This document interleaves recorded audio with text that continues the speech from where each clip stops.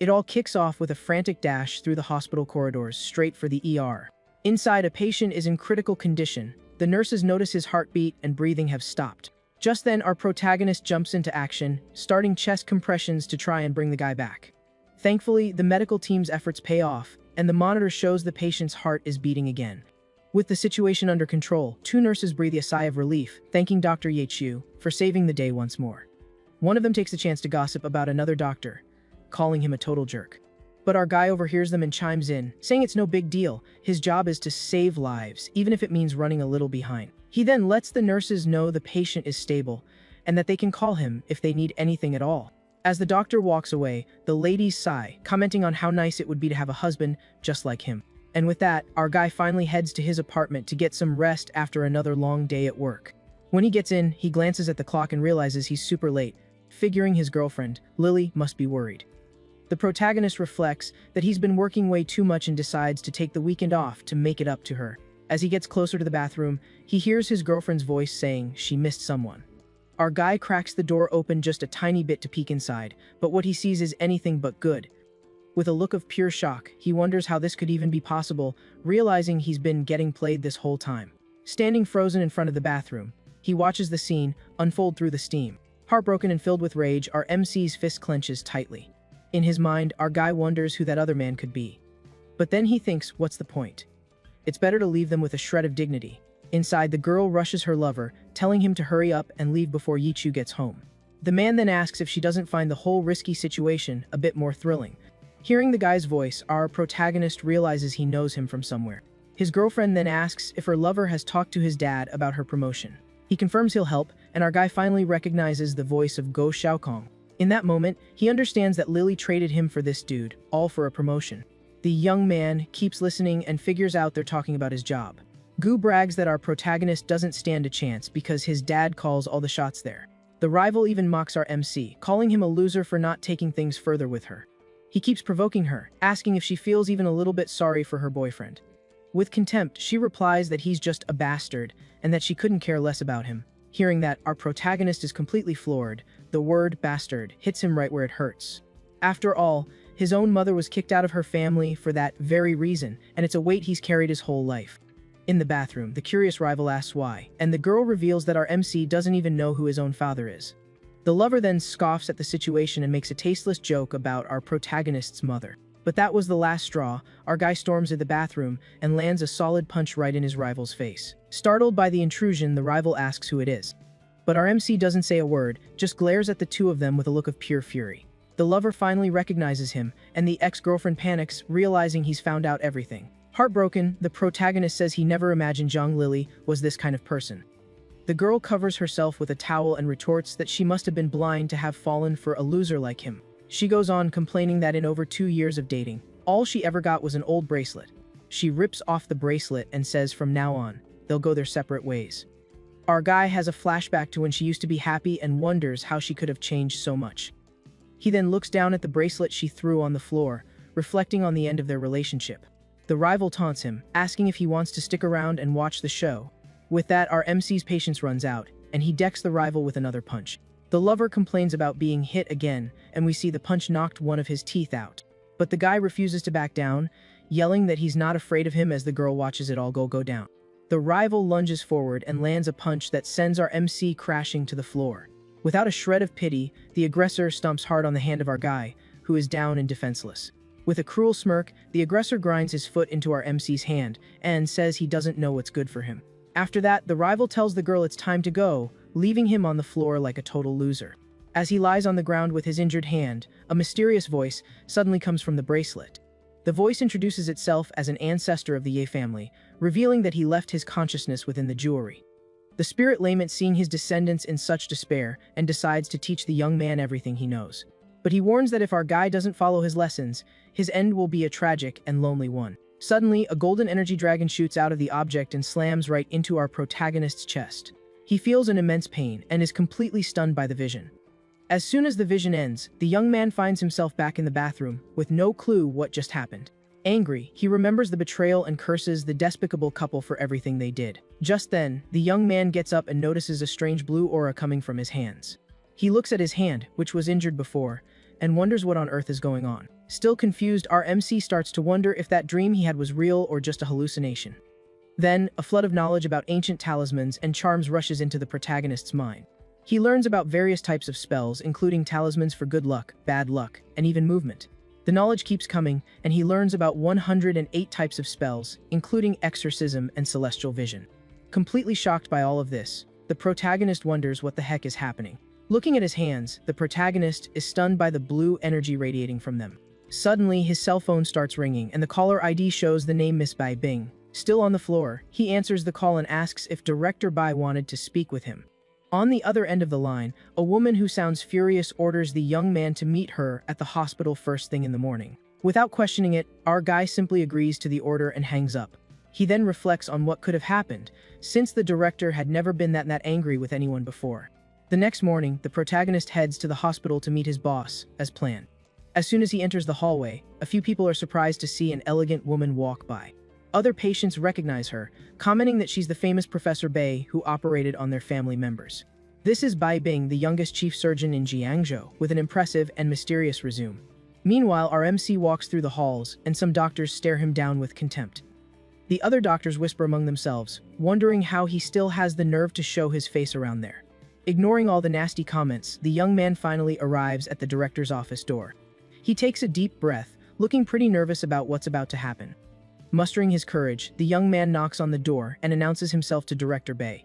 A voice tells him to come in, and our guy stands frozen in front of the director's desk. With a serious look, the woman asks if our MC knows why she called him in. Visibly nervous, the young man replies that he has no idea what's going on. But the director gives him a cold stare and says she always held him in high regard. The woman gets angry and throws a stack of papers at him, saying he's deeply disappointed her. On the papers are two identical medical reports, but one is signed by him and the other by Guo Xiaokong. In complete shock, the protagonist wonders how his thesis and Guo Xiaokong's could be exactly the same. His boss accuses him of plagiarism, and the young man drops to his knees, trying to explain that he spent the entire month working on that thesis. He then says his ex-girlfriend, Zhang Lily, was on the night shift with him and can prove his innocence. However, the woman doesn't believe a word of it and reveals that Zhang Lily testified against him. Devastated, the young man can't believe his ex-girlfriend betrayed him yet again in such a way. The director then informs him that, effective immediately, he is fired from the clinic and will be transferred. In shock, our MC wonders how he can ever be a doctor if he's been demoted to a nursing position. Completely defeated, the young man leaves the office and walks past the same doctors who looked down on him before. With a look full of hatred, he swears he will make that traitorous couple pay for everything they've done. Still shaken by the news, the protagonist waits for the elevator to leave the floor. Just then, the metal doors begin to slowly open right in front of him. To his surprise, inside are none other than his ex-girlfriend and her lover, wrapped in an embrace. With his blood boiling, our MC thinks that you really do run into your enemies in the worst possible places.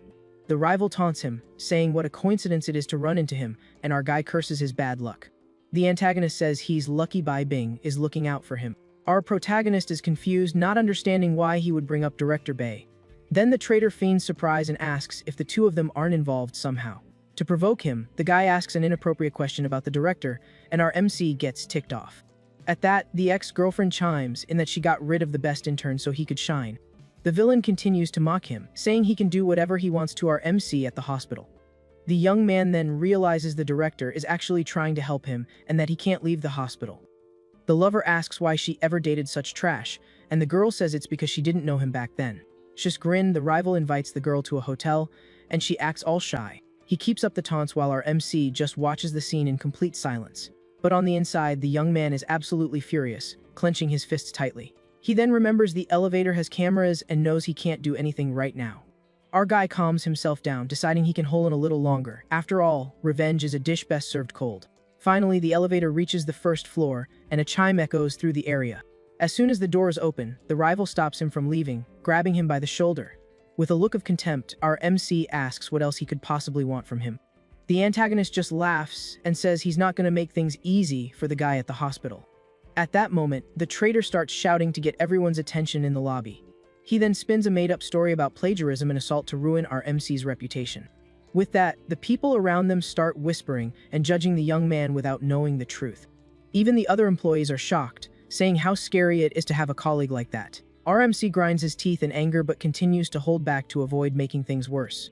But the villain isn't done yet and asks for everyone's attention for one more thing. The antagonist then reveals that the young man was raised by a single mother, humiliating him in front of everyone. This final insult seems to have hit a nerve, and our guy's anger flares. The people around them are shocked by the revelation about the protagonist's family. A few guys start mocking him, questioning how someone like that could ever become a doctor. Unable to take any more humiliation, our MC starts running, trying to get away from all the stares. He then realizes that if he leaves like this, his career as a doctor will be over for good. Suddenly, our guy stops running, and a blue aura surrounds him as an idea sparks in his mind. While the rival mocks him for running away, our MC decides it's time to try something new. With a furious gaze, the protagonist asks if the rival isn't afraid of the consequences of his lies. But the antagonist just scoffs, saying he's not afraid of anything, because he's just telling the truth. With a subtle smile on his lips, our MC prepares to make his move. Then out of nowhere, the antagonist collapses, spitting up a mouthful of red liquid. The villain is down on the ground as everyone wonders what just happened to him. Something belonging to the villain shatters on the floor with a loud crash. Lying on the ground, the antagonist curses in pain, his face covered in cuts. Just then, the guy cries out in pain and his ex-girlfriend watches, completely shocked by the situation. With that, the girl rushes to help him and asks if he's okay, but he just responds sarcastically.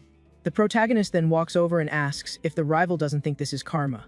Hearing this, the girl is completely stunned by our MC's words. Turning to the young man, the girl accuses him of planning the whole thing, and he simply asks if she has any proof. The traitor then asks the girl to help him get to the emergency room, and she agrees. As she helps him, the ex-girlfriend tells the guy to hang in there because she's going to help him. A nurse passing by trips and screams. The tray she was carrying goes flying, and vials of medicine shatter in mid-air. The liquid splashes directly onto the rival's wounds, and he screams in pain from the sting. The ex-girlfriend is shocked by what's happening. The nurse apologizes profusely while the girl scolds her for not paying attention. The girl yells for other nurses to bring a wheelchair to move the injured man. The girl gets the rival into the wheelchair and says she'll take him to the ER, but when they try to get into the elevator, it gets stuck. With that, the antagonist screams in pain as the elevator door crushes his body. The ex-girlfriend tries to pull him out, but he complains that she's hurting him. Just then, security guards arrive and try to pry the door open while the villain screams. Suddenly, the hospital lights go out, plunging everything into complete darkness. Trapped in the dark, the traitor panics and starts screaming desperately for help. The people around them start to wonder if this really is some kind of divine punishment. Meanwhile, our protagonist just watches the scene unfold with a cold, calculating look. The story then flashes back 1 hour, showing an ancient book of spells. We see our guy holding a talisman and saying he's going to test it on someone. The object is revealed to be a powerful bad luck talisman shrouded in a blue aura. Back in the present, the young man thinks that evil always gets punished, and that the item worked like a charm. It's then revealed that the talisman is in our MC's pocket. A satisfied smile, our MC watches the chaos he himself created. The scene then shifts to the garden at the hospital entrance, where there's a large pond. Protagonist is walking by, thinking he can't go home yet and worry his mother. But suddenly, he hears a scream and realizes someone just fell into the water. A child is flailing in the pond, and the people around are screaming desperately for help. The little boy starts to go under, and someone yells for them to call for an ambulance. Without a second thought, our MC sprints towards the pond to save the boy. He then dives into the water. Focused on the rescue, our guy swims with all his might to reach the boy in danger. He manages to grab the kid and starts swimming back to the edge of the pond. Once on solid ground, the young man asks where the child's parents are, and someone shouts that help is on the way. But the little boy is unconscious and isn't moving, making everyone around them extremely worried. Realizing how serious it is, our MC doesn't waste a second and starts CPR to revive him. The boy begins to react, his eyes fluttering open. After a few tense moments, the boy finally coughs, spitting out all the water he swallowed. Disoriented, the boy asks who he is, and our MC tells him he saved him and asks about his family. Suddenly, an old man and his bodyguard come running, calling the boy's name, who shouts, "Grandpa." The elderly man hugs his grandson, worried sick, and asks if he's hurt, but the boy just apologizes for the accident. The little boy then points to our protagonist and says he was the one who pulled him out of the water. Our guy then suggests they take the boy to the hospital and warns the grandfather to be more careful. The bodyguard doesn't like his tone and asks if the young man knows who he's talking to, but the old man scolds him. The gentleman then asks his assistant to take his grandson to the car, as they really need to get to the hospital. Turning to our MC, the old man thanks him and admits he's right, promising to be more careful. Taking a closer look, the young man notices the old man's gold chain, indicating he's someone wealthy. His clothes also look to be high quality, confirming that this elderly man is no ordinary person. With this realization, our MC gets a little nervous as he understands the situation he's stumbled into. But the gentleman thanks him again and asks for his name so he can repay him, and the young man introduces himself, saying it was nothing. As a token of gratitude, the old man offers him a card with $500,000, but the protagonist refuses it. They stare at each other for a moment, and the old man, changing the subject, our MC asks if the gentleman often feels some kind of discomfort. The old man is surprised by the question and denies it, saying he gets regular check-ups and is perfectly healthy. Our MC then says he senses something different about him but adds that he could be mistaken and tells him to pay it no mind. With that, the young man says goodbye and reminds the gentleman to take his grandson to the doctor for a check-up. Watching the young man walk away, the old man is left pondering what just happened. He remembers that he has consulted the best doctors in the world over the years to manage his health. But despite all their efforts, none of them could ever diagnose the serious illness he had. He then wonders if heaven is giving a dying man a chance to live a few more years. Now in the car, the gentleman calls his bodyguard, who asks what the Dragon King wishes to do. The Dragon King then orders his assistant to find out everything about the young man, saying he wants to know every single detail of his life. Meanwhile, our MC has no idea that he has just caught the attention of someone very influential. Arriving home, our MC calls out to his mom, letting her know he's back. Just then, his mother appears with a plate of food and asks why he's all wet. She dries his hair and guesses that he fell in the lake, which surprises the young man. But the food smells amazing, and his mother insists that he tell her what happened. So, he explains that he saved a child from drowning, that the boy's grandfather showed up right after. His mother says he did the right thing but asks him to be careful because his life is precious to her. She emphasizes that he is her whole world and that she doesn't want anything to happen to her son. The young man replies that she's important too and jokes that he'll get sick if she keeps feeding him like that. The lady smiles at the joke, and we learn her name is Chien Jinglin and that she came from a large family. Our MC remembers finding old photos that prove it, but his mother never talks about the past. He thinks that even though they were a wealthy family, they were cast out and never had contact again. Because of this, he carries the image of his mother suffering, as she was forced to leave with him as just a baby. But the protagonist hates the man who abandoned them even more, the one he has never even met. He considers his father an irresponsible man who doesn't deserve to live for leaving his mother all alone. The young man sighs, remembering that whenever he asked about his father, his mother would just become quiet and sad. He decides to drop it, knowing it would only make his mother sad to bring up those memories. His mother then asks him to call Lily for dinner because she wants to talk to the girl. She says she wants to see her grandkids soon, and this visibly upsets the protagonist. The young man says his goodbyes, claiming he's tired, and his mother agrees he needs some rest. Then goes into his room and closes the door. Lying in bed, he thinks that he needs to talk to his mother about something important. The thing is, he has no idea how to tell his mother that his girlfriend cheated on him. Tired of thinking about it, he tosses and turns in bed, unable to sleep. Suddenly, he remembers something important that could change everything. He then recalls the complete collection of Maoshan talismans that his family possesses. But he remembers that the collection isn't just limited to talismans. The Ye family also possesses numerous secrets of medical and martial arts, among other techniques. Since he can't sleep, he decides to do something useful with this knowledge. And so, the night passes quickly and a new day begins. The young man was up all night and is amazed by his family's treasures. He then checks the clock, which reads 10 past 8, and realizes he needs to get to work. In a hurry, the young man says goodbye to his mother, who tells him to take it easy and that there's no need to rush. Her son leave, the lady smiles and thinks how incredible that boy's energy is. Arriving at the hospital, we see a sign for the nurses' station. There, our MC finds a few nurses, and one of them looks pretty shaken up. A colleague explains that the patient in room 301 is difficult and has already sent 4 people away. Just then, the head nurse shows up and assigns our MC to take care of this complicated patient. With little choice, our guy agrees and heads to the woman's room. To his surprise, the patient is a very beautiful woman who invites him in. The protagonist is left speechless and blushing at the beauty of the woman in front of him. She then questions the hospital for sending a male nurse to take care of her. He tries to be professional, shows his badge, and introduces himself as Ye Chiu. The patient repeats his name and, with a smile, pulls him closer to her on the bed.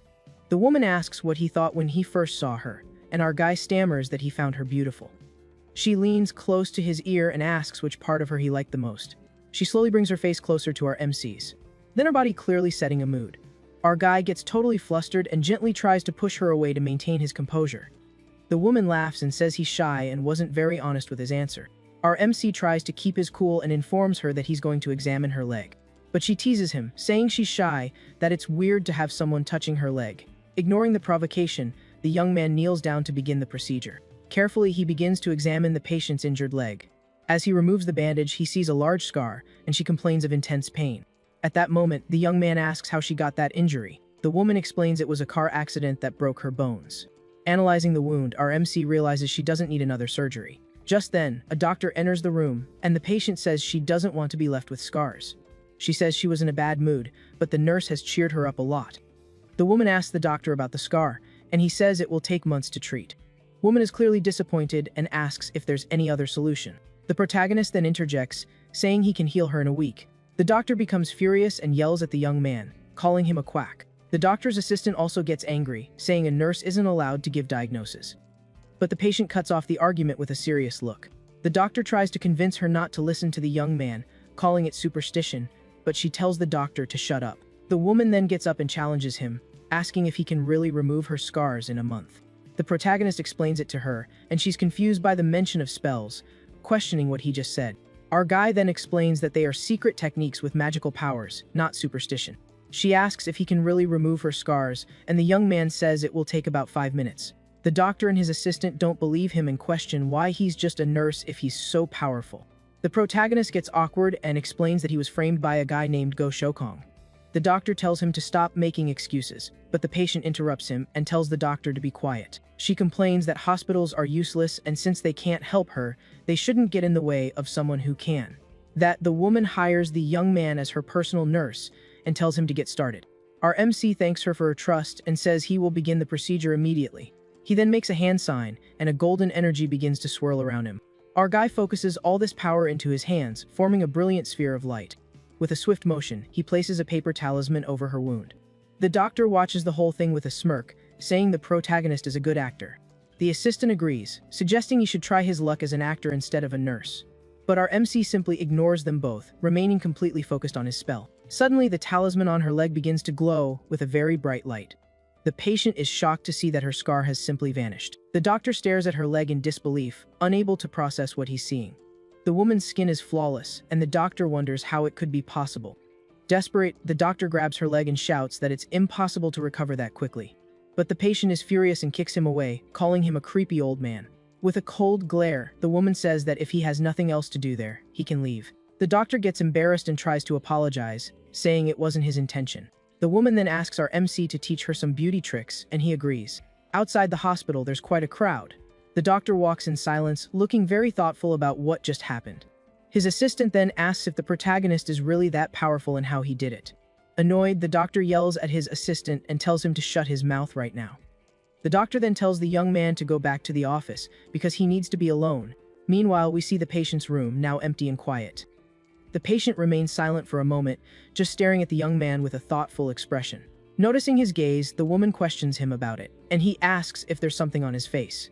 With a smile, she gets very close to him, and our MC stammers that the swelling is normal. She then lets out a soft laugh, amused by the protagonist's shy reaction. Climbing onto the bed, the woman asks another bold question, and our guy says she's being very forward. The woman continues to tease him, asking if he can't control himself because she's too beautiful.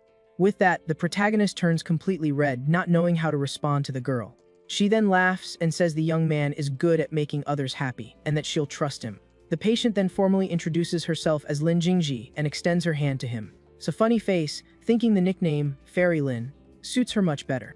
Just then, the woman asks what he said, but the young man plays it off, saying it was nothing. But she smiles and says she heard him and that everyone calls her Fairy Lin, behind her back. The protagonist then says calling her a fairy isn't quite accurate, leaving her confused. He explains with a smile that she's actually even more beautiful than a fairy. The woman is charmed and says he's skilled and sweet, so she'll grant him one wish. Our guy thinks for a moment and asks to be her nurse for a month, as he might have to leave. Lin Jingji doesn't understand, saying it's a waste and that she could introduce him to some rich ladies. But the young man explains that his goal isn't money, but to save lives as a real doctor. The woman stares at him in silence, seeming impressed by the protagonist's determination. With a gentle smile, she closes her eyes and says she finally understands what he wants. She says she likes men with dreams, and from now on he is her exclusive nurse.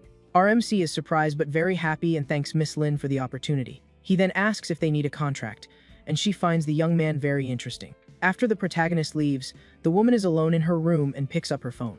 She then calls someone and asks them to investigate everything about a nurse named Ye Chiu.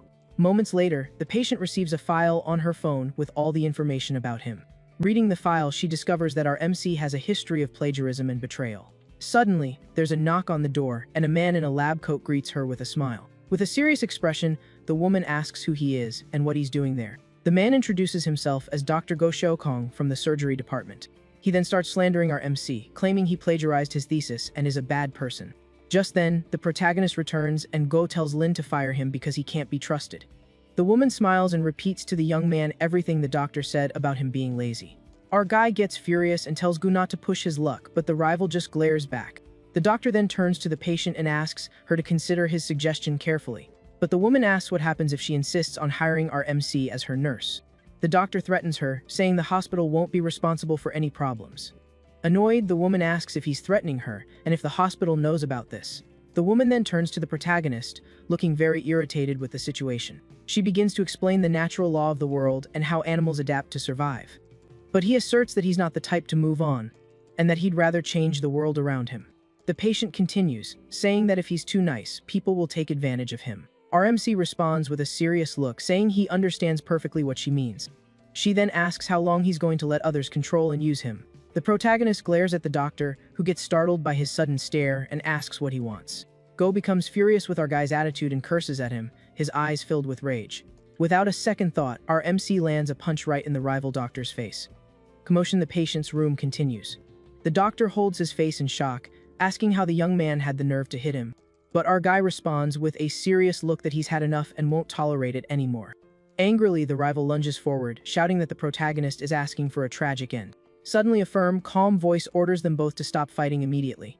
It was the patient, scolding them for having the audacity to fight in her room. The doctor then turns to her with a serious look and questions who exactly she is. She reveals she's someone the vice president's son can't afford to provoke and tells him to get out. At that moment, Go gets scared, thinking that maybe he shouldn't have acted that way.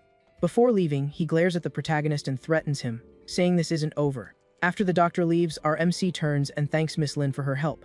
The woman then smiles and asks how it felt to fight back, and if it was a good feeling for him. With a grin, the young man confirms it felt great, and the two seem to be amused by the situation. The protagonist then asks if she thinks he's a coward for having put up with everything in silence. But the patient looks at him and says he's not a coward, but rather a very kind person. The woman says she understands his mindset, being new to society and having no connections. But she states with a serious look that she doesn't admire that kind of attitude at all. The protagonist remains silent, looking surprised by the patient's harsh words. She then uses a chess metaphor, saying that if he's always the nice guy, the predators will take over. With a smile, the woman tells him not to underestimate her, as she's lived a lot longer than he has. The woman explains that the powerful always fear those who have nothing to lose. She continues, saying that the more status and money people have, the more fear they feel. Furthermore, she reveals that the protagonist isn't completely without someone to support him. The protagonist is confused by the woman's statement, not understanding what she means. She then places a hand on his head and says that from now on, she will be his protector. Our guy touches his ankle while being comforted. With tears in his eyes, our guy thanks Miss Lin for the unexpected support. The patient lets out a little laugh, as if finding the young man's reaction a bit funny. She holds his chin and says a simple thank you isn't enough and teases him. The protagonist turns completely red, speechless from the woman's provocation. Laughing, the woman says it was just a joke and asks him to hand her the contract. With that, the patient signs the contract, and our MC is relieved to have kept his job. The woman then asks if the protagonist can heal her leg, and he explains that the process is slow. Seeing her boredom, our MC offers to take her for a walk, and she gets very excited. Just then, the young man appears with a wheelchair, and the woman praises him for being so thoughtful. Suddenly, she hugs him and says she's going to choose him as her boyfriend, leaving our MC in shock. The woman then sits in the wheelchair, all excited, and they finally head out for their walk. Meanwhile, the protagonist's mother shows up, saying her son and his girlfriend must be busy. She then reveals a special lunchbox with a soup she lovingly prepared for them. Suddenly, the woman freezes in shock at seeing something unexpected and calls out Lily's name. She then sees her son's ex with his rival Dr. Go. Our MC's mother then confronts the girl, who reveals she broke up with him over plagiarism. Utterly shocked, the woman can't believe her son would plagiarize someone's work.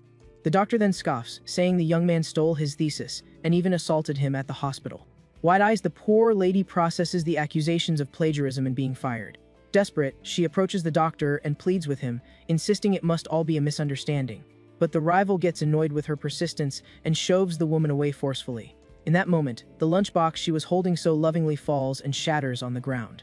The doctor mocks the spilled soup and humiliates the protagonist's mother, telling her to clean it up. Even so, the woman collects herself and continues to beg for forgiveness on her son's behalf. No other choice, the lady falls to her knees, thinking she has to do this for her boy. Kneeling on the floor, she begs Dr. Go to give her dear son another chance. With an arrogant smirk, the rival says he's not going to fall for the lady's emotional blackmail. Just then, the protagonist appears and cries out in shock upon seeing his mother in that position. The young man rushes to help her up, telling her to stop humiliating herself. With a look full of hatred, our MC glares at the doctor who humiliated his family. He then lunges forward furiously and grabs the rival's neck with all his strength. Desperate, his mother tries to separate them, saying it was her fault for kneeling. Even while being choked, the rival still taunts our MC, daring him to finish him off. The protagonist responds with a cold glare, asking if he really thinks he doesn't have the guts. He then tightens his grip on the doctor's neck, and his mother screams for him to let go. The woman desperately asks if her son can still hear her or if he's going to ignore her completely. Our guy finally calms down. The rival accuses our guy of trying to finish him off in public. The lady then hurries to apologize, taking all the blame for the commotion. She offers the doctor money to go to the ER and cover any expenses. But the rival is offended and slaps her hand away, yelling if she thinks he's some kind of beggar. The doctor shouts that not even for 1,000,000 yuan would he forgive the young man and that apologizing is useless. Full of hatred, our MC glares at his rival, unable to control himself any longer. In that moment, the protagonist lunges forward and lands a powerful punch right in the doctor's stomach. With that, the rival collapses to the ground in immense pain, not understanding what just happened. But our guy isn't finished yet and grabs the doctor's collar to lift him up again. He then hoists the rival into the air with ease. Our MC's ex-girlfriend watches from a distance, paralyzed by the violent scene. The protagonist's mother is also in shock, her hands over her mouth, unable to believe it. With his eyes glowing red, our MC warns that he will make the doctor pay for what he did. The rival then taunts our guy, saying the place is full of cameras and that he's finished. Desperate, the young man's mother screams his name, begging him to stop immediately. Meanwhile, the ex-girlfriend calls the security department, asking for help quickly. But the protagonist seems unfazed by the threats, maintaining a cold and determined gaze. He then simply throws the doctor to the ground with impressive force, without hesitation. Mercilessly, our guy stomps hard on the rival's hand, who screams in pain from the impact. The protagonist says he put up with the betrayal and the plagiarism, while the other man begs to be let go. Pulling him up by the collar, our MC says he dared to hurt his mother, and that's something he will not forgive. With that, Dr. Gu falls to the ground again, coughing uncontrollably from his injuries. The protagonist then approaches and, with a serious look, demands that he apologize to his mother. Even on the ground and injured, the rival refuses to apologize to the lady and tells him to keep dreaming. At that moment, the young man's fury explodes and he warns that the doctor will pay with his life. He lunges forward once more, vowing to fight until his enemy admits his mistake. RMC then lands a devastating blow that makes the rival spit from the sheer pain. But suddenly a woman appears and yells for the protagonist to stop, surprising the young man. The woman warns the young man, saying that's enough and that he'll go to jail if he continues. The ex-girlfriend then runs to the director and begs for help to save her new boyfriend. With authority, the woman orders our MC to let go of Dr. Go, who just stares at her in silence. She then tries to appeal to the young man, questioning if it's worth being arrested for someone like that. His mentor's words make the protagonist look at his mother, who is crying sadly. With a calm gesture, the director places a hand on the young man's shoulder and asks him to release his rival. Influenced by her words, our guy finally lets go of the doctor, who falls back, drained of strength. Our MC then hugs his mother and warns that if the rival ever dares to mess with her again, he'll make him disappear. But the doctor gets up and accuses the protagonist of trying to take him out in front of everyone. His boss then glares at him and asks if he really wrote the thesis, telling him not to play her for a fool. Firmly, the director ends the argument and forbids anyone from speaking about the matter. She then turns to the protagonist and asks him to go to her office and wait for her. In the mentor's office, she looks at the young man and his mother and says she doesn't know what to say to him. The lady then apologizes to the boss, taking the blame for coming to the hospital to look for him. But our guy warns his mentor that the rival's family is very influential at the hospital. Our guy tells his mentor not to worry, because he's not afraid of the consequences. At that moment, the boss tries to speak, but the young man's mother interrupts, thanking her for everything. The lady then says that these are things her son needs to face on his own, and that the director has already done enough. Suddenly, the office door is kicked open violently as someone shouts the director's name. Everyone in the room turns, startled by the sudden intrusion and the noise. Then a huge, intimidating man enters, and we find out he's the rival's father and the vice president. Angrily, the man yells that our MC assaulted his son, and that the director didn't even want to call the police. He then approaches the boss and asks if she thinks she owns the hospital. The director defends our MC, saying the rival was also in the wrong, and asks that our guy not be punished. But the vice president doesn't want to hear excuses and says a violent plagiarist can't be a doctor. Hearing that, the director is left speechless, looking very worried about the protagonist's situation. The man continues his lecture, pointing at our MC and saying he's not even worthy of being called human. Completely losing it, the rival's father yells for security to get the protagonist out of there right now. At that moment, our MC steps in front of the director and tells her to step aside and leave it to him. With a confident smile, our guy asks his boss to trust him, because he can handle this all by himself. The director is surprised by his attitude and looks at him, not understanding what he's about to do. Seeing the security guards approaching, our guy challenges them, telling them all to come at him at once. Suddenly, a luxury car pulls up in front of the hospital, and several men get out. The vehicle screeches to a halt in front of the hospital. An elegantly dressed man with polished shoes steps out of the car, clearly someone important. This man is introduced as Zhao Yun, the personal guard of the powerful Dragon King. Right at the entrance, a nurse recognizes him and offers to call the vice director immediately. However, he ignores her as she makes the call to the vice director. Back in the office, we see that all the security guards have been easily defeated by the protagonist. Our MC then turns to his mother and says that, unfortunately, he won't be able to stay at the hospital any longer. The young man then approaches his mother and tells her they should go home together. At exact moment, the office door opens, revealing the arrival of someone unexpected. The man who just arrived stares at our MC, who wonders who he could be. The newcomer addresses the protagonist and asks if they can talk for a moment. Our guy explains that unfortunately he can't, as he's been fired and is taking his mother home. The bodyguard remains silent for a second, seeming to analyze the situation. Soon, questions arise about who this person with such a sharp gaze is. The vice director finally arrives and apologizes to the visitor, blaming the protagonist for the mess. The bodyguard ignores the vice director and coldly asks if his son passed away. Angrily, the rival's father shouts that his son did not pass away, and that it's no big deal. The man in the suit then turns to our MC and says he's there on the Dragon King's orders. Hearing that, the protagonist is shocked, and the rival's father can't believe what he just heard. The vice president realizes that our MC knows the Dragon King and is left stunned. Our MC and the bodyguard now in the car on their way to meet the mysterious boss. In the vehicle, our guy calls his mother and reassures her, saying he'll be home soon. The doctor then thinks they don't seem like good people and asks what the Dragon King wants. The bodyguard scolds him, telling him to watch his tone when speaking about the king. Bead of sweat trickling down, the protagonist finds the whole thing very mysterious and asks who the Dragon King is. Annoyed, the man yells at our guy, saying everyone in the city knows his boss. He then explains that his boss's name is Long Qianqiu, the king of Jiangzhou's underworld.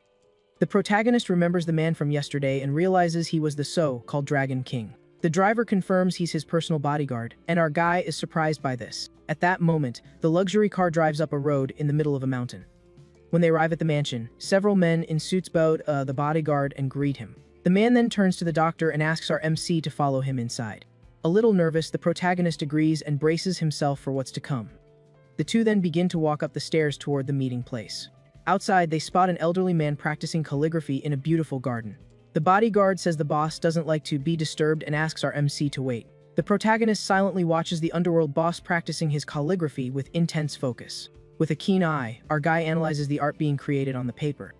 The poem speaks of a hero who, despite being victorious and holding the world in his heart, grew old and his life was wasted. Suddenly, the protagonist whispers the word pity, catching the older man's attention. At the comment, the underworld boss slams his brush on the paper, looking irritated. The powerful boss turns to our MC with a terrifying aura and an intimidating glare.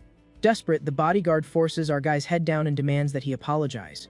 His employee, the older man, asks our MC what he meant by that. Our guy then explains that the poem is about a general who wasn't appreciated in his time. He continues, saying that the boss's strong and heavy calligraphy doesn't match the poem.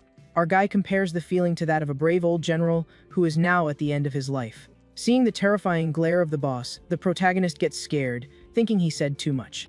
But to everyone's surprise, the powerful man bursts into loud laughter. He then compliments our guy, saying he has a good eye for people, which startles him.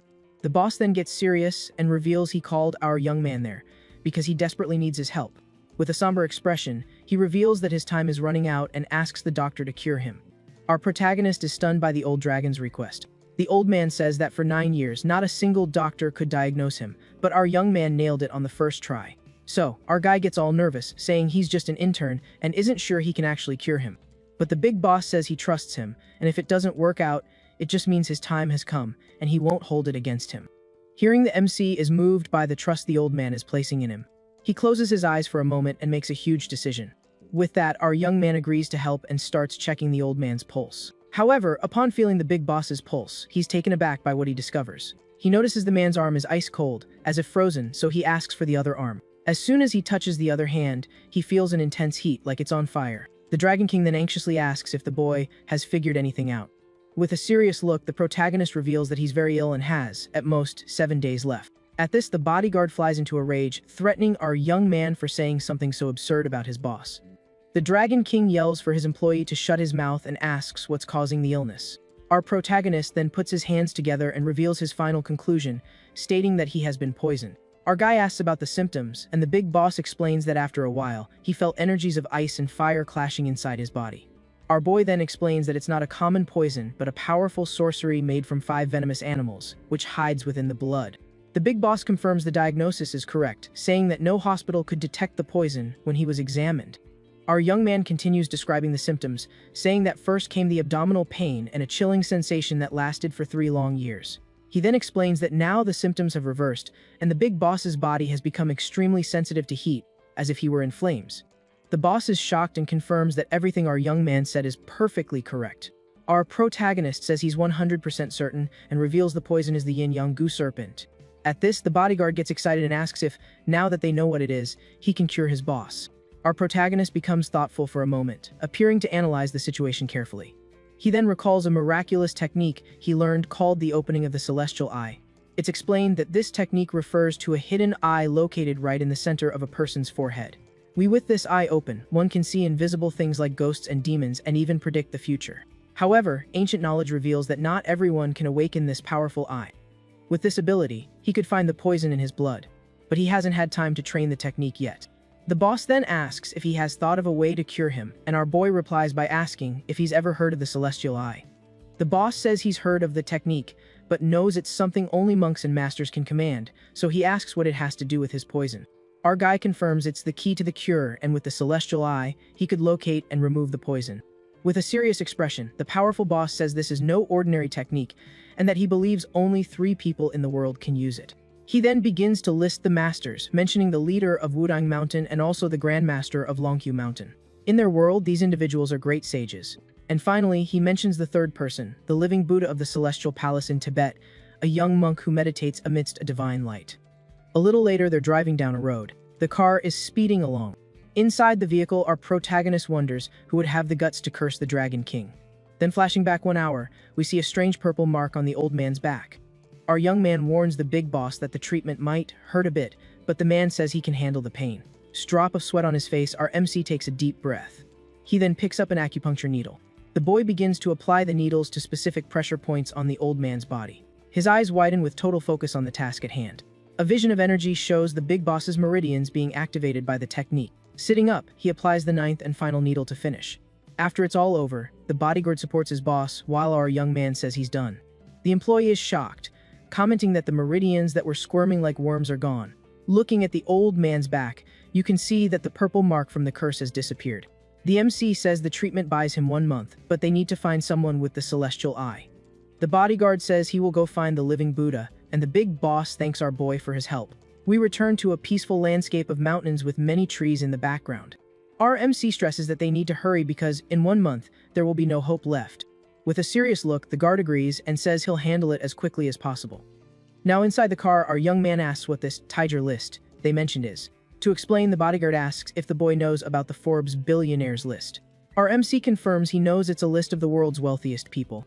At that, the employee reveals that, just like that list, there are the Dragon and Tiger lists. He continues, explaining that the difference is that they rank the greatest martial arts masters. The Tiger list is updated every 5 years during a major martial arts competition. Only the top 30 make the list, and before he got sick, the big boss was ranked 12th. Our young man is impressed by this information and immediately asks about the Dragon list. The Dragon list is updated every 10 years, and the masters gather to challenge one another. He then reveals that the leaders of Wudang and Longqiu Mountains are ranked 2nd and 3rd on the list. In 4th place is the abbot of the Tianlong Temple, and in 5th, a powerful woman from the Murong family. At the top of the list is a man named Xiao Jiu, who commands an army of 1 million soldiers and is considered a god of war. 10 years ago, the masters challenged him but couldn't even withstand 3 of his blows. and he's only 35 years old.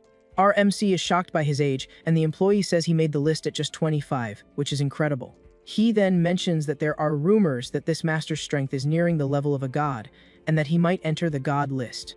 Our young man is confused by this and wonders what this new list could be. The man says he doesn't know much, only that it's updated every 30 years with the world's greatest experts. He then admits that with his power level, he doesn't even know where the dragon list masters compete. Our protagonist is very curious and says he would love to see the experts from the god list in action. But he quickly plays it off, saying he was just kidding and would never dare compete with such powerful people. The luxury car finally stops, and the bodyguard announces they've arrived at the hospital. Our young man nods and tells the man to contact him if they have any problems with the boss. Now inside the building, our MC walks down the hallway. Arriving at one of the rooms, he opens the door and tells Sister Lin he's here. But as soon as he looks inside the room, his expression changes. Inside, a beautiful woman with purple hair is sitting on the bed, her clothes a bit loose. The woman turns to him and says he's finally here, that she was getting worried. Face turning red, our boy covers his eyes and points out her state of dress. Still not getting it, the purple-haired woman just looks at him, completely confused by the situation. With a cute face, the woman says she forgot to get properly dressed, leaving him speechless. This our protagonist approaches to help her. While fixing her clothes, our MC advises her to ask a nurse for help next time. But the woman places one of her fingers on our young man's lips, telling him to be quiet. She then leans in and says that no nurse is as gentle as our protagonist. The woman then pulls him closer and asks our young man to let her be his girlfriend. Caught off guard by the proposal, our MC turns completely red. With that, the woman pushes him onto the bed and asks why he isn't answering, leaving the young man cornered. She then promises to make him the happiest man in the world, and he thinks he can't refuse. With his face still red, our young man finally agrees to her proposal. But the purple-haired woman starts to hold back a laugh at our boy's reaction. The woman bursts out laughing and says he's so easy to trick. Our young man realizes he's been had. She asks him to grab a new shirt since the buttons on hers popped off. As he helps her dress, the woman comments that he wasn't decisive enough with Go Xiaokong. Our guy is surprised, and she says everyone in the hospital knows what happened. The woman then warns him that a moment of pity could cost him his life next time. Our protagonist remains silent, reflecting on the woman's words. We see a wider shot of the hospital room. On the gurney is our protagonist's rival, completely wrapped in bandages. The protagonist's ex-girlfriend says she's glad he's finally awake. She then explains that the surgery was a success, and he'll soon make a full recovery. But the guy wakes up absolutely furious and starts screaming at her to get out of the room. The doctor is shocked by his reaction, and the man repeats his scream for her to leave. However, as she's leaving in tears, the side character tells her to wait. With a hateful glare, he blames her, saying that if it weren't for her, none of this would have happened. He thrashes around in a tremendous rage. The guy vows to get revenge on our MC and destroy his entire family. The protagonist heads home. Our MC tells his mom he's finally back. His mother then runs to him and bombards him with questions about what happened. With a smile, our boy reassures her, saying everything is fine for now. That the woman hugs him, much more relieved to know he's safe. She then remembers that a Mr. Jiao sent something for him, surprising our young man. His mother then shows him a box and explains that it's a gift from the Dragon King himself. He opens the package and finds a 100-year-old wild ginseng inside.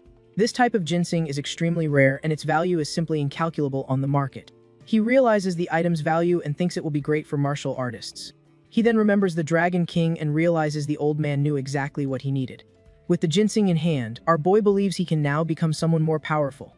He then grips the root firmly, thinking about the possibilities it could bring him.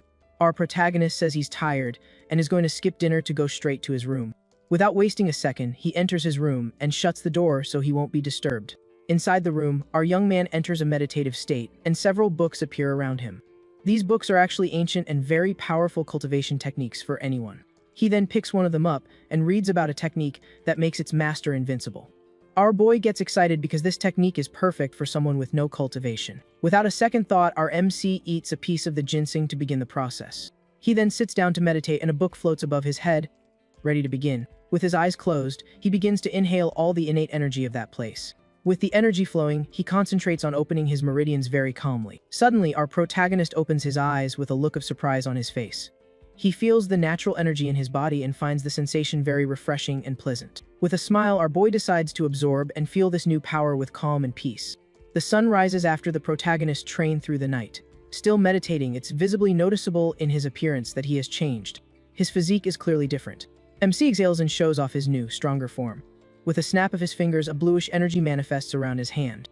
Our MC then says that with what he's mastered, he'll start with those who bullied him. With a confident look, he vows to make everyone who looked down on him admire him. We see a sign that shows the VIP wing. Shortly after, an elevator door opens to reveal our protagonist. As soon as he steps out, a female doctor finds him, looking quite irritated to have finally tracked him down. Our boy asks what she wants, as there's nothing between them anymore. The woman then advises him to go beg for forgiveness from some guy named Kong, making him serious. She threatens him, saying he could even lose his job at the hospital. Ignoring the threat, he asks if that's all, and the woman is furious at his calmness. Our MC figures out she's afraid of getting dumped, tells her to get lost with her boyfriend. The doctor is left completely speechless and screams in anger as he simply walks away. Our young man then ignores it all, and thinks that he needs to get breakfast to Lin-ji right away. He then heads to the hospital's special care wing to deliver the food. Arriving there, he apologizes for the delay and offers the breakfast options to the girl. Sitting on the bed, the purple-haired woman asks if our young man isn't going to feed her. She gets closer to him and reminds him that they have a contract, making our boy feel awkward. With no other choice, our MC picks up a dumpling and brings it to the woman's mouth, asking her to eat slowly. She then opens her mouth to eat, but the food seems to be very hot due to the steam. At this, the girl complains about the temperature, and our young man gets worried, asking if she's okay. She then leans in and says he should have blown on the food for her, making the boy blush. At that moment, the director appears at the door and coughs to get their attention. Our protagonist is startled and tells the woman that Director Bai has arrived. With a serious expression, the blue-haired director just stands at the doorway. The girl then greets the newcomer, who comments that her injury doesn't look so bad. With a sarcastic smile, the purple-haired woman tells the director to leave if she's seen enough. The young man tries to say goodbye to get out of the situation, but finds himself caught in the middle of major tension. Suddenly, both women shout for him not to leave. Lin-ji then asks what the director wants, and she replies that she came to see our boy. The director then beckons our young man to go with her, and he agrees instantly. The woman on the bed tries to stop him, saying he's on duty and can't leave. But the director retorts that he's not a professional and tells her to find another servant. The woman on the bed thanks her for the reminder and says she's satisfied with our boy's service. She then gets closer and declares that she'd even like him to be her boyfriend, making him flustered. Our protagonist is left completely speechless. Angrily, the blue-haired director opens the door to get out of there as fast as possible. She then yells for our young man to get out of that room if he still wants to work at the hospital. They are surprised by her reaction. He then follows her, and they arrive at a balcony with an incredible view of the city. At this moment, the director questions him about his relationship with the purple-haired girl. Awkwardly, our MC says it's just a misunderstanding and their relationship is strictly patient and caregiver. But the blue-haired woman gets annoyed and asks what kind of patient lies on top of their caregiver. The young man then realizes that the director seems to be very angry about the whole situation. With a serious look, she warns him that the girl is not who she seems to be and tells him to stay away from her. Our boy then awkwardly explains that the woman is his only client at the moment. The woman then reveals that this girl took someone's life, and it was her own fiancé. Our protagonist is completely shocked and speechless at this revelation. She continues, saying the case was covered up due to a lack of evidence, and the girl was only kicked out of her family.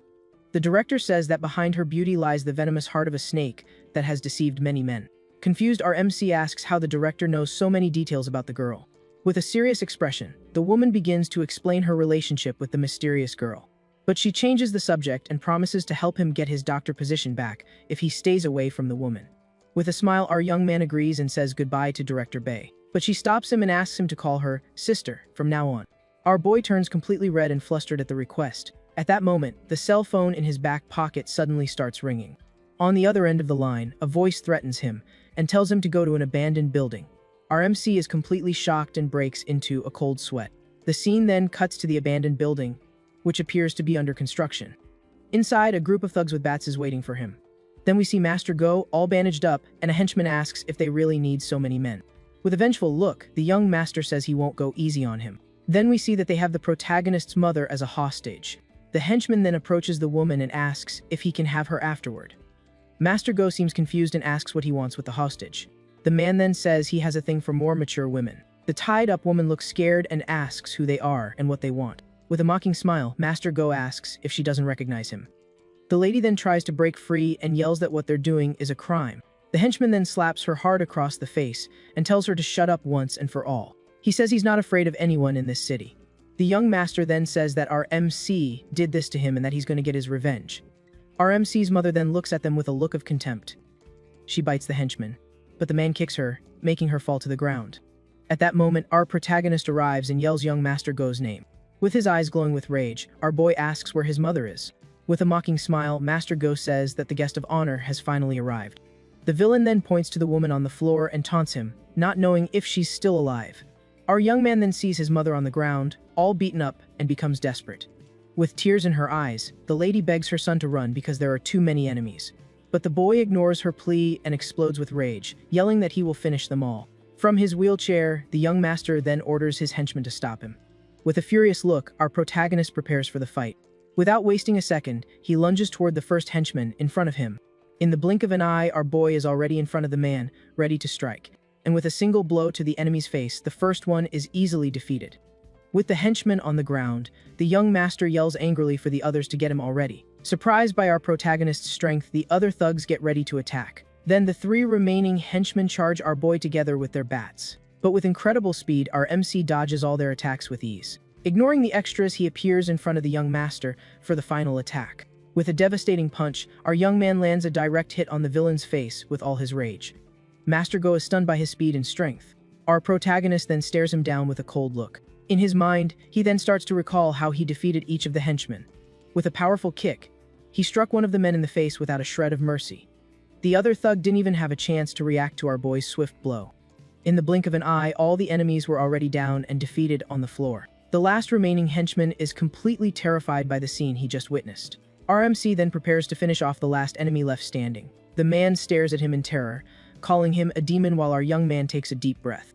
Our protagonist then stares at him with a cold gaze and says, "Now it's your turn." Shocked, the henchman pulls out a knife and yells that it's a humiliation to be defeated like this. With his face full of rage, the man shouts that this is a disgrace to him and his men.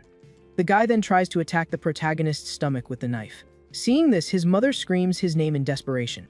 Master just watches with a mocking smile, not caring at all. The henchman lands the blow on the protagonist's stomach.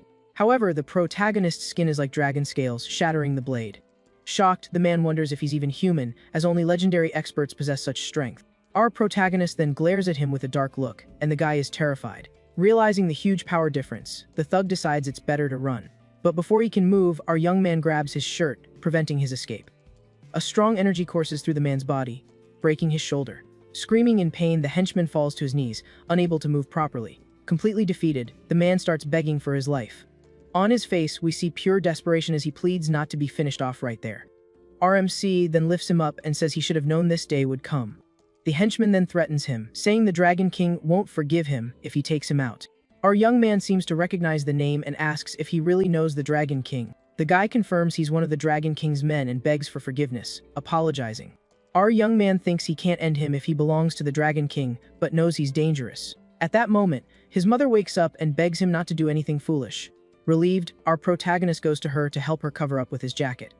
Our boy then apologizes for getting her involved in this, but the lady says it's okay. Suddenly, footsteps are heard, and 3 men in black suits appear on the scene. The 3 men in black suits approach, and the leader calls out our young man's name. The newcomer then surveys the scene, and our MC recognizes him as Zhao Yun. Desperate, the henchman begs Mr. Zhao for help, saying our young man wants to finish him.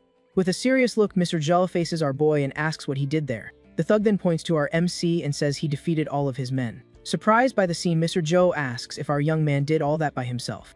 The guy then confesses that it was young Master Guo who brought them there to teach him a lesson. With an irritated look, Mr. Zhou yells at the henchman and tells him to shut up. He then asks about young Master Guo. Mr. Zhou then says our young man is a guest of the Dragon King and asks if the henchman was challenging him. The henchman is in shock to discover our young man's connection and wonders how that's possible.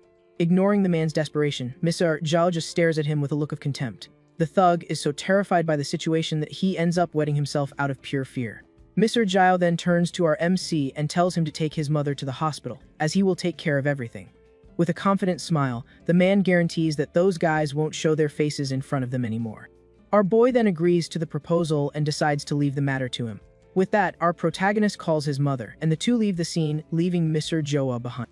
As soon as they leave, one of the subordinates asks Mr. Zhou what they should do with the thugs. He then responds coldly, telling them to do the usual and make them disappear. They arrive at the hospital's emergency room. Now in the examination room, our young man asks his mother if she's feeling okay, and the lady says yes.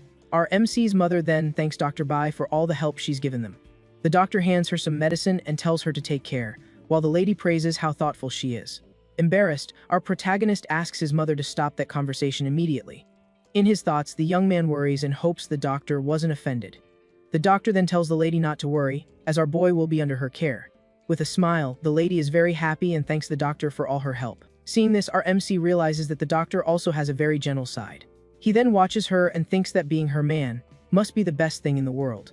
The doctor then notices him staring and asks what's wrong while our young man plays it cool. The doctor then informs him that she has already taken care of the paperwork to transfer him back to the department. After the conversation, the lady says her goodbyes and finally leaves the office. Alone, our MC thinks that he won't be a caregiver anymore and needs to let an acquaintance know. Suddenly, he hears a strange noise coming from the hallway and is completely shocked. Arriving there, he sees a man in a suit blocking the entrance to a room, preventing anyone from passing. From inside the room, our young man hears a woman screaming and cursing Lin Jingji's name. The scene then shows a blonde woman giving his acquaintance a hard slap across the face. With a red mark on her face, she seems to feel humiliated. Our protagonist then enters the room, and the aggressor angrily asks who he is to just barge in. The blonde woman is startled by our boy's arrival, and her bodyguards immediately surround him. Our MC then angrily asks who she thinks she is to be hitting other people. One of the henchmen puts a hand on his shoulder and warns him not to stick his nose where it doesn't belong. Without a second thought, our young man removes the henchman's hand from his shoulder. With a swift move, he throws the man in the suit to the ground. At this, the other two bodyguards surround him. The man in the suit then tries to punch our MC in the face to get revenge. But our boy blocks the punch with ease and uses a blue energy against the extra. In an instant, all the henchmen are on the ground, while the young man complains that his hand hurts. Seeing her men on the floor, the woman gets furious and turns her attention back to the girl on the bed. She then accuses the woman of being responsible for her brother's passing and of seducing other men. The aggressor raises her hand to slap Lin again, who flinches in fear. However, the protagonist blocks the slap. He positions himself in front of her to protect her. The blonde then questions who the girl has gotten involved with this time and warns the young man not to interfere. Our MC's acquaintance tells him not to get involved, as it won't end well for him. But he replies that there's nothing to worry about because he remembers her defending him in the past. Our boy says he trusts her because the woman helped him without caring who the others were. With wide eyes, the girl is speechless and can only whisper his name. She gives a slight smile, looking very happy and moved by the young man's words. In her thoughts, the woman remembers how she was taken advantage of for years with no one to support her. She reflects that she was already used to handling everything on her own and solving her own problems. But today, with tears in her eyes, the girl realizes that something has finally changed in her life. The woman thinks that a simple caregiver she hired stood up to defend her without fear. With a determined smile, the girl seems to have made an important decision. Back in the present, she touches our MC's arm and thanks him for all his help. The blonde woman then gets angry and asks how a caregiver dares to protect a murderer. Our young man replies that a hospital is for healing and that her words mean nothing. Not knowing what to say, the aggressor stammers while her henchmen remain on the floor. She then insults the girl, saying her brother must have been blind to marry her. The woman finally responds, saying she always tolerated her out of respect for her late husband, but won't put up with the insults anymore. Furious at the response, the blonde woman threatens her, saying she'll shut her mouth for good. But before the aggressor could do anything, our young man grabs her wrist tightly. Completely surprised, the woman stutters and asks what he thinks he's doing. With the woman pinned down, our guy asks her what he should do with her. The girl thinks for a moment. She remembers the blonde is afraid of the dark and water, so tossing her in the river would be a great idea. Our protagonist keeps a firm grip on her arm. The blonde woman then screams in desperation, saying they can't do anything because her family knows where she is. Furious at the threat, our guy's friend tells the woman to shut it. She then says she won't finish the blonde off because she doesn't want to get her own hands dirty. She warns that next time, she won't be as lucky as she was today. Our guy then lets the woman go, and she's not too happy about the humiliation she just went through. The blonde woman then turns around and says she won't let things end like this, and that she'll get her revenge on both of them. After the woman leaves, the girl thanks our MC for all the help he gave her. He then touches her face and asks if it hurts a lot from the slap she took. With a cute pout, she says it still hurts and asks him to blow on it to make it better. Our guy then says he'll get some ice and asks her to wait a bit, promising he'll be right back. With a smile, she agrees and gives him an okay sign with her hand. On top of a building, the silhouette of someone can be seen. It's soon revealed to be a woman with a sniper rifle up there. Back in the hospital room, our protagonist leaves while the girl asks him to come back soon. He then returns and applies the ice to her face. From outside, you can hear her complaining about the cold ice on her cheek. If it still hurts and she says no. He then warns her to be careful with the blonde. As she didn't seem like she was going to give up, she says that with him there, She doesn't need to be afraid anymore. He then reveals that he's been transferred and can no longer be her exclusive caregiver. He kneels at the foot of the bed and says he's very grateful for her help. But his dream is to be a doctor. She reminds him that she's also a patient and needs his care. She starts to tear up, so our guy gets flustered and promises to visit her every single day. With a smile, she hugs him and tells him to keep his promise. She then complains about her face hurting again and asks him to feed her, making our MC laugh. We see the outside of the hospital on a beautiful, sunny day. Next, the door to the conference room. Inside the room, the director is explaining the situation of a patient who is in critical condition.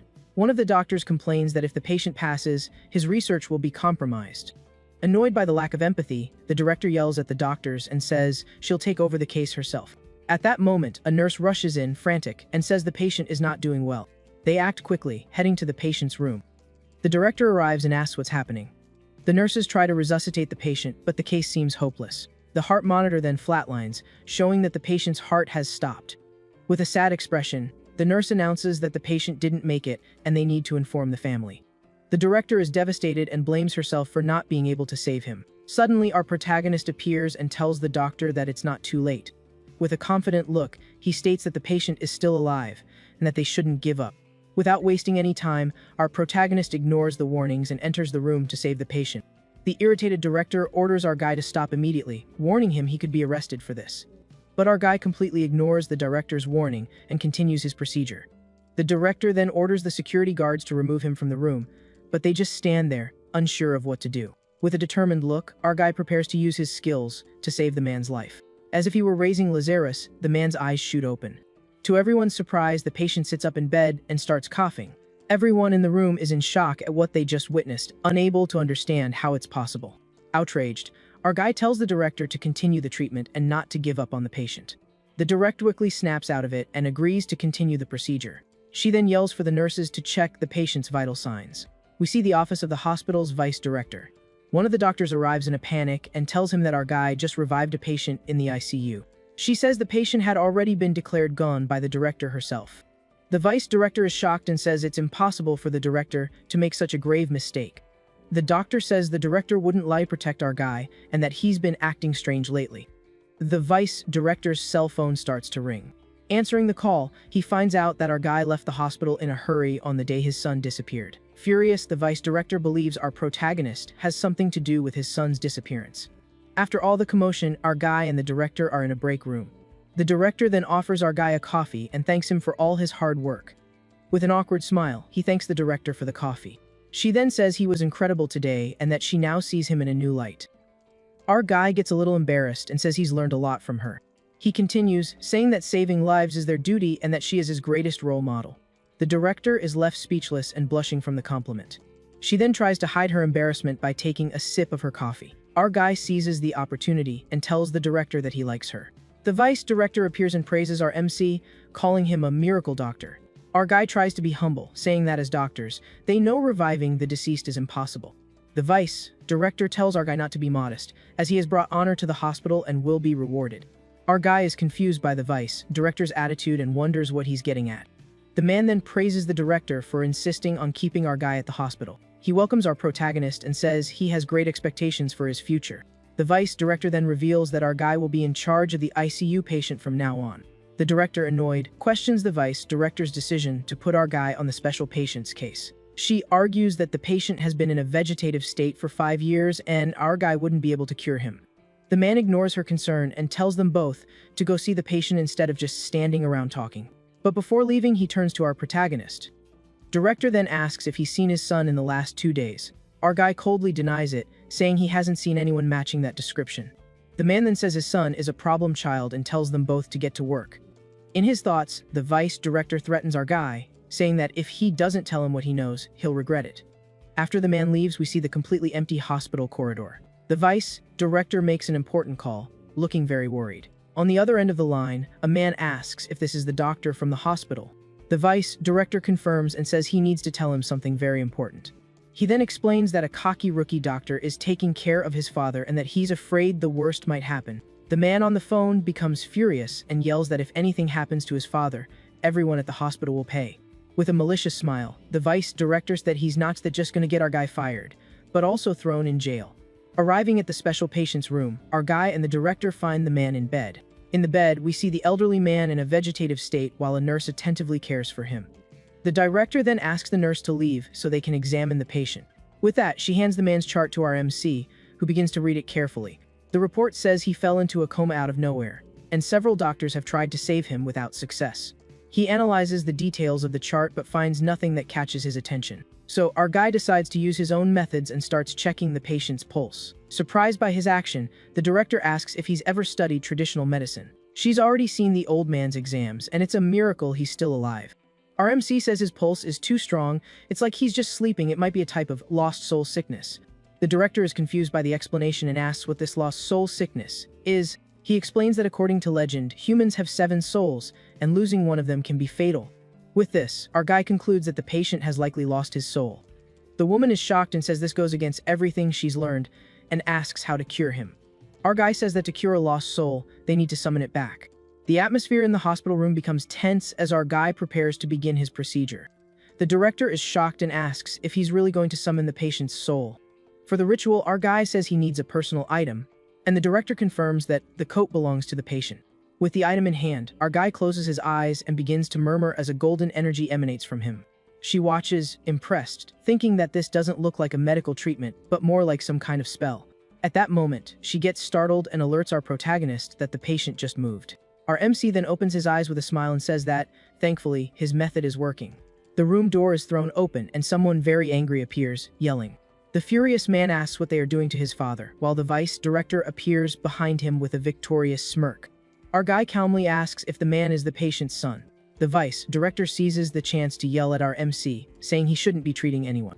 He then turns to the director and accuses her of being an accomplice. The man then assures the patient's son that the doctor will be suspended and the family can even sue him. Our protagonist realizes this was all a plan by the vice director to use the patient's family against him. Calmly, our guy says it was the vice director himself who put him in charge of the case. With a confident smile, our guy says that on top of everything, the patient is about to wake up. Old man a hard slap across the face, yelling, "AKUP, ya OBUM." The director and the others are completely shocked by our MC's unexpected action. In his thoughts, the vice director celebrates, thinking that he's just dug his own grave. The patient's son becomes furious and accuses our protagonist of assaulting his father. The man grabs MC by the collar and orders the vice director to fire him immediately. But our protagonist remains calm and simply says that the man's father is about to wake up. At that moment, the patient starts to cough in the bed, leaving everyone surprised. The vice director gets desperate, hoping the old man doesn't wake up now. And the patient spits a glob of green goo right in the vice director's face. With his face covered in gunk, the vice director complains about the horrible smell of the slime. Surprised, the son approaches his father and asks if this is really happening. The old man finally opens his eyes and in a very weak voice asks for some water. The director quickly helps him sit up and offers him a glass of water to drink. The son is emotional seeing his father awake, while the vice director is furious. The father asks why his son is staring at him like that, and the young man says he's been in a coma for 5 long years.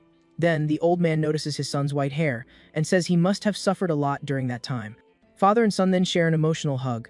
After the happy moment, the patient turns to our guy and asks if he's his new doctor. But the vice director interrupts, assuring him that he will take care of the doctor who assaulted him, and that he can rest easy. The old man gets furious and asks who said our guy assaulted him, because in reality, he was his savior.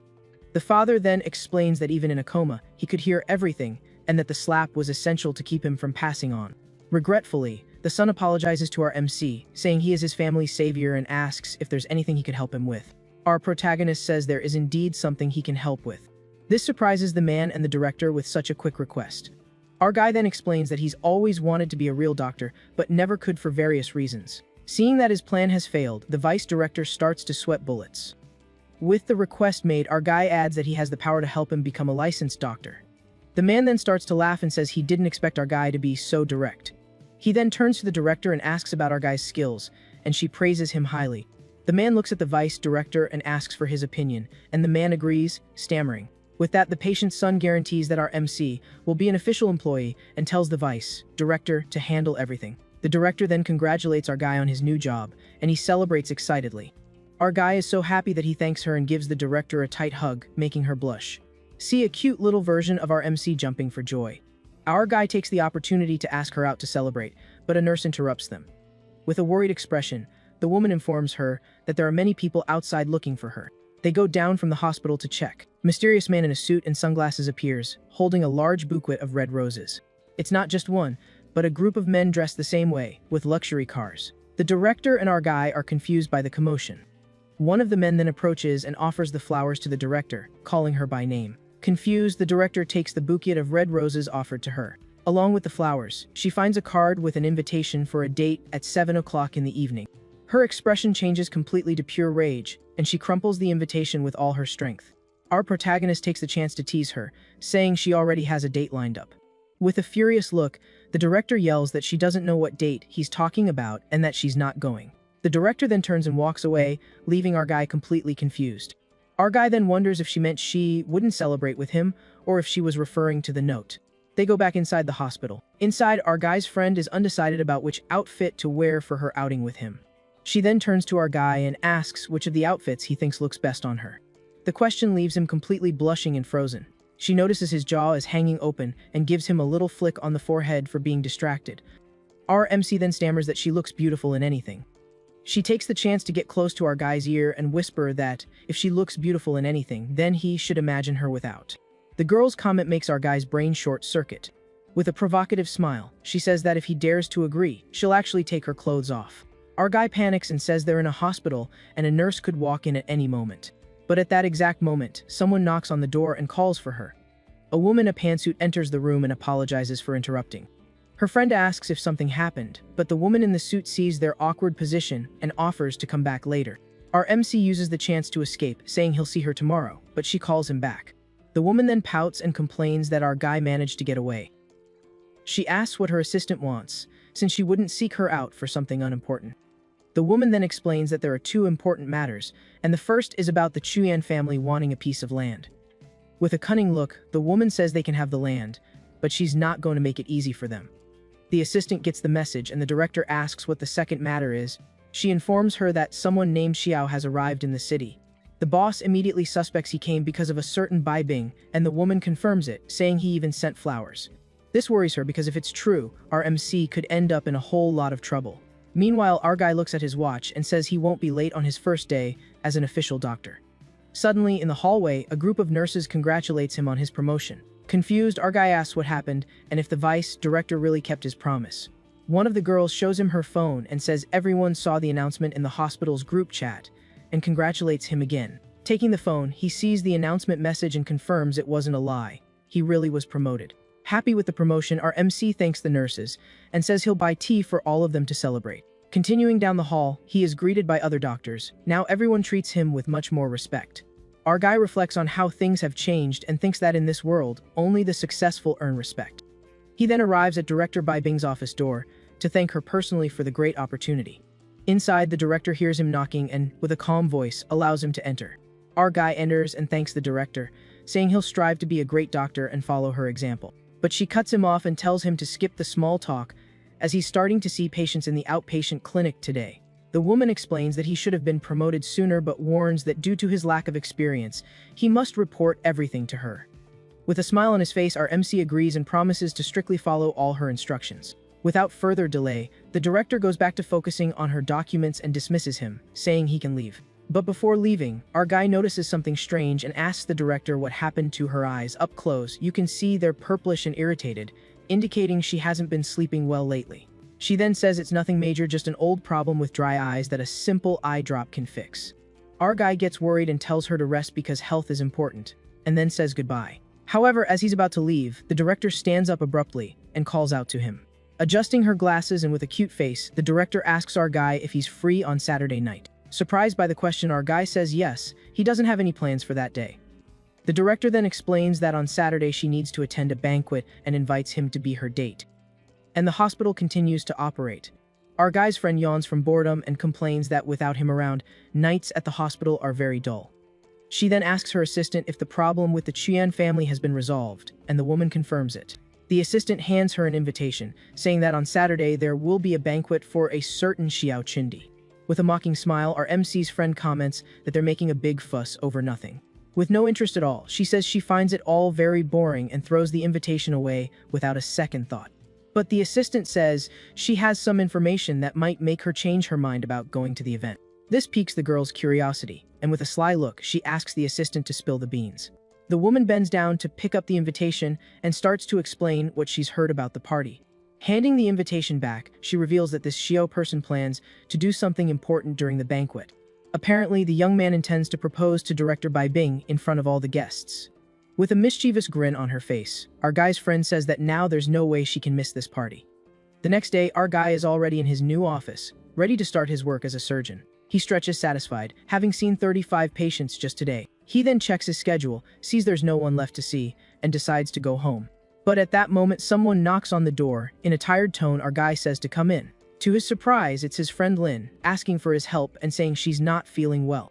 Our MC gets worried and quickly asks the girl what happened to her. At this, Lin starts to laugh and says she was just worried about his first day of work. She then reveals she brought a special lunchbox to celebrate, but the food looks very suspicious. His friend offers him some, but our guy is scared, thinking how bad it looks. Even so, he tries a piece and his disgusted face says everything about the taste of that food. The girl then forces him to eat everything, and the poor guy struggles to swallow the whole concoction. After recovering from the trauma, our protagonist asks Lin if she knows Xiao Qingdi. She says yes and explains that the guy is the second young master of the famous Xiao family. Our guy becomes thoughtful upon hearing about this family, as he's never heard of them before. The woman then says the Xiao family only has 2 members, but no one messes with them because of a protector.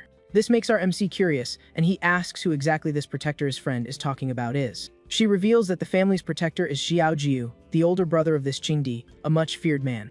The girl explains that he's a true god of war and commands an army of 1 million soldiers. Although not as strong as his brother, Qingdi is also a genius and has built a billion-dollar empire. However, his friend reveals that despite everything, the guy has a very big weakness.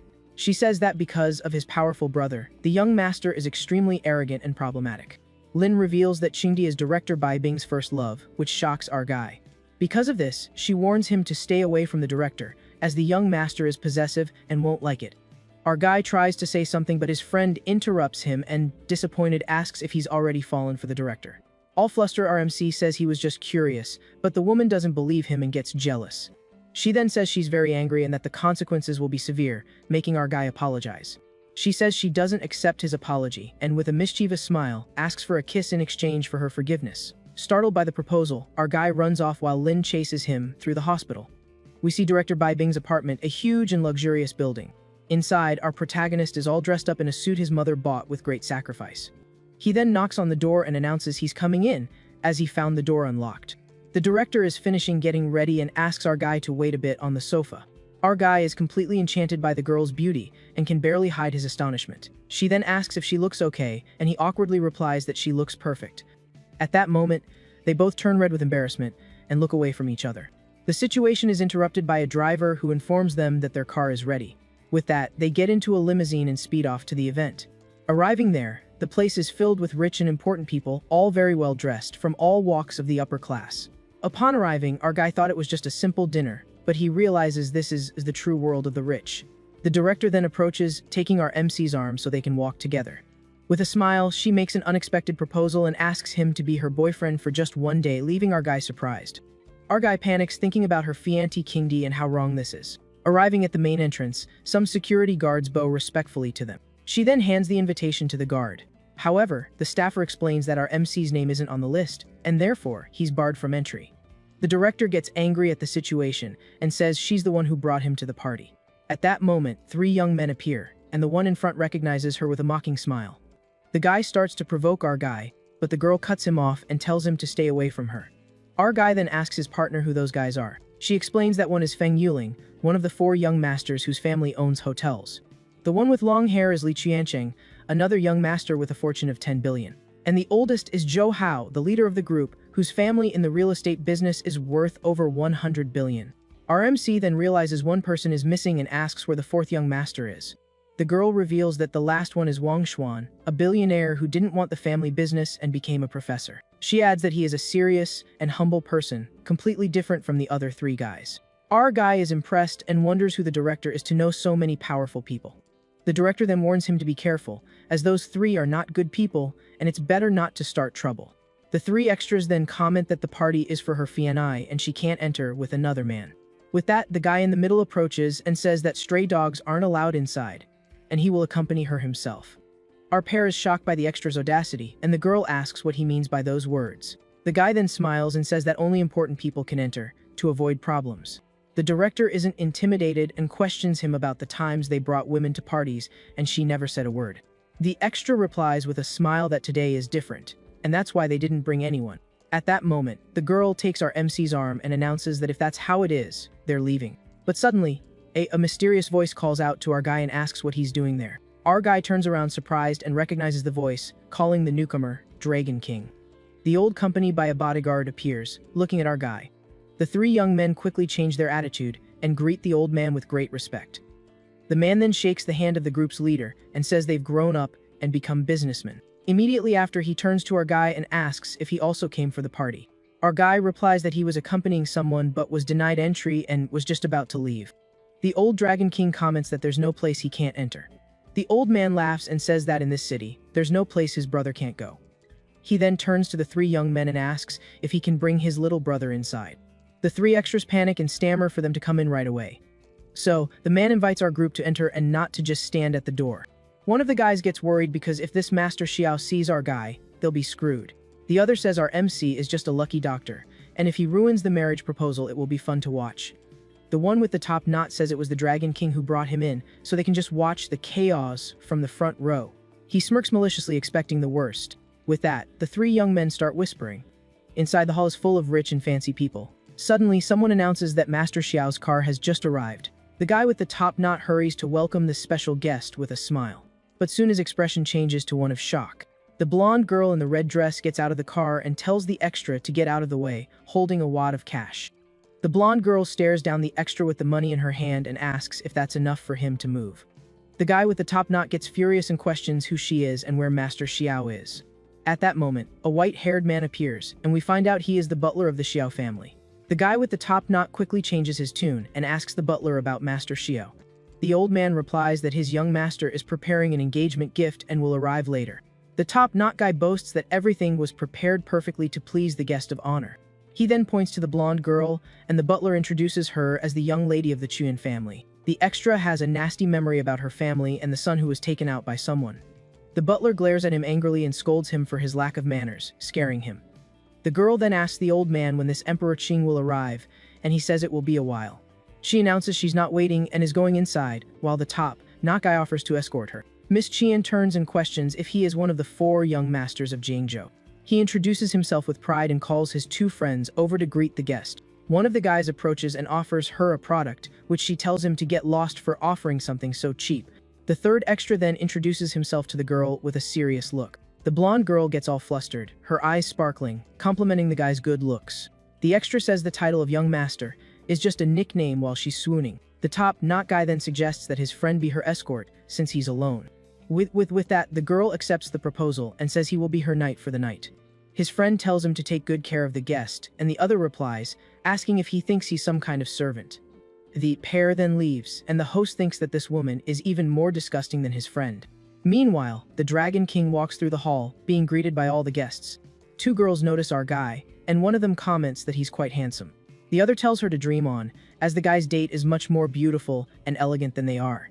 Our MC then apologizes to his friend for making her go through that situation at the door. She tells him not to worry, that it's okay, and it wasn't his fault. Our guy then asks if she's been to parties like this before, and the girl says no. He gets nervous and says he's also worried about embarrassing her, and holds her hand. Our guy comforts her, saying he'll guide her, that they can leave if she feels uncomfortable. The top knot guy then gets everyone's attention and announces that the party is about to begin. With that, the doors open, revealing a man in a suit who enters the hall imposingly as his name is announced. The newcomer faces everyone with a confident smile. This is the guest of honor everyone has been waiting for. At this, all the ladies at the party are impressed by the man's good looks. He then notices the guests and comments that there are many new faces at this party. The guest of honor then laughs and says his brother would never come to such a small city. After all, his brother is known as the God of War of the Northern Frontier, a very powerful title. Hearing this, some guys who overheard the conversation are completely shocked. One of the extras is impressed and comments that both brothers of the Xiao family are incredible. The girls also comment on the brother's good looks, and one of them already claims him for herself. The guest of honor then turns to the crowd and says they are all lucky to be there. He then thanks the host for organizing this welcome party for him. The guy then pauses and prepares for the next step of his presentation. At that moment, he calls the director his fiancée, who is sitting in a chair in the center of the hall. With a determined look, he walks slowly towards the beautiful girl in the white dress. In his hands, he opens a small box, revealing a beautiful ring with a blue gem. Then, the guy gets down on one knee in front of her and proposes in front of everyone. Holding the ring, he makes a beautiful declaration to her, vowing to honor and love her forever. At this, the guests are in awe of the jewel, and one of them shouts that it's a diamond. However, she remains silent and seems not to have liked it.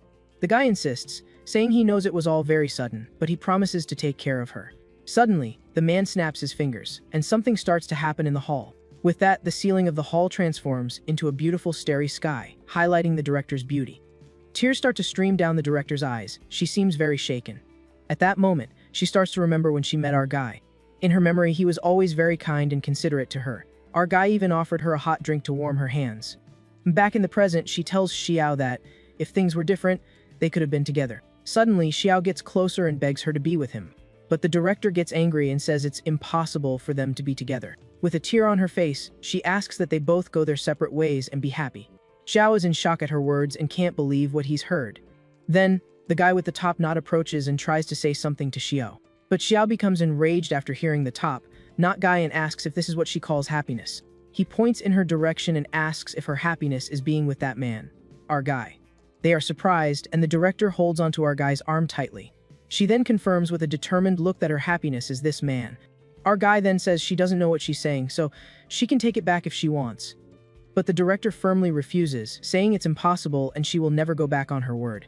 Then, the girl tells our guy they should leave, and they quickly move away from Xiao. Seeing this, the man warns her not to regret her choice as he clutches the box with the ring. Then, with a furious look, he says he's going to see her true happiness, now and orders the old man to destroy them. Our guy and the director walk down the hallway together. Suddenly, Xiao's old servant appears in front of them, blocking their path. The director then steps in front of our guy and questions what the old man is going to do. The servant ignores the question and simply advises the girl to reconcile with his master. But she refuses on the spot, shouting that it's impossible, because she won't go back on her decision. Seeing her refusal, the old man simply says he's sorry then. In an instant, the man appears beside the director and touches her shoulder. With that, the girl collapses to the floor, strengthless, wondering what happened to her body. Our protagonist rushes to help her and questions the servant about what he did to her. The old man replies that he will release her, but only after he's done with our guy. Desperate, the director yells for the guy to run and not worry about her. He realizes the enemy is strong, but our MC refuses to abandon his friend. So Xiao's servant stands still in the hallway and calls him out to fight. At that moment, the Dragon King appears, asking what happened to Miss Bei. Immediately after, he reveals himself and asks if the couple needs a ride home. Suddenly, Xiao appears with his subordinate and asks who this meddling old man is. His top-knot lackey then whispers in his ear, informing him that the man is the Dragon King. At this, the guy in the suit is surprised and asks if he's really the king of Jiangzhou's underworld. But the old man responds humbly that he's not a king, just an old man on the brink of kicking the bucket. He then approaches Xiao and asks him to leave them alone, as our guy is his savior. The rich guy scoffs at the request and asks how much a favor from an old man like him is really worth. Even so, the Dragon King tries to argue, saying it's better to have more friends than enemies. But Xiao scorns him and asks if an old man who's about to check out can be his friend. The old man's bodyguard gets furious at the lack of respect for his master. Ignoring the extra, shows a golden card and asks the old man to take a good look. The Dragon King is shocked to see it and recognizes the object as the purple gold order. Xiao then explains that he was sent by the 9th millennium to deliver a message for him to surrender. The old man is stunned and realizes that Xiao is not just a simple rich guy, but has the 9th millennium backing him. The rich guy then orders his servant to eliminate everyone who got in their way. Yao then glares and asks who will dare to help the director now. Even with the Millennium's decree, the Dragon King offers to trade his life for our guys. Our guy is shocked to hear the old man's offer. He doesn't understand why the old man is willing to sacrifice himself for him like that. The rich guy starts to laugh loudly, finding the whole situation very funny. He mocks the Dragon King and says he doesn't have much time left to be making such an offer. Seeing that the conversation is going nowhere, the old man prepares to fight. The Dragon King then orders his bodyguard to advance and start the battle. But Xiao's servant steps in front and says the fight is his. The king's bodyguard is not intimidated and goes on the attack. Guy's servant faces the blow head on without showing any fear. With a swift move, the old man leaps, dodging the bodyguard's strike. The old man lands a powerful kick to his chest. Impact of the blow is so strong that the man is thrown far away. The bodyguard braces himself from the impact and comments that the old man is really strong. The old man from the Shio family looks at the bodyguard with contempt, but the bodyguard refuses to give up and charges forward with another punch. He threw a punch at the old man, who had already dodged his attack. The bodyguard is quickly surprised, looking for where the old man went. Suddenly, the old man emerges from the shadows with a strike cocked and ready for the guard. With that, the bodyguard takes a brutal hit that leaves him badly injured. The man falls to the ground, completely defeated by the enemy's strength, as his arm is crushed. The rich guy's servant lifts him up and starts to bend his arms to disable him. The old man then humiliates him, saying he's nothing more than a grain of rice. He then kicks the guard with all his might, sending him flying. But before he hits the ground, our guy catches him. Xiao's servant turns to our guy and says it's his turn now. At that moment, the Dragon King appears and says he's still alive and takes the lead. But our guy asks him not to do anything, because he can save the bodyguard. Our guy then concentrates and uses his special abilities to help the injured man. With a touch on the arm, he begins to use his healing powers to fix the guard's arm. A golden aura surrounds the man's arm as our guy uses his technique. Soon, he stands up and tells the man to test his arm, as he's already fixed it. Seeing this, the top not guy starts to mock, thinking our MC is just bragging. However, the bodyguard moves his arm and realizes it's completely healed. The man is overjoyed and thanks our guy for saving him. Xiao and his servant are shocked to see that our MC really did heal the bodyguard. The rich guy then gives a direct order and tells his old servant to finish them all.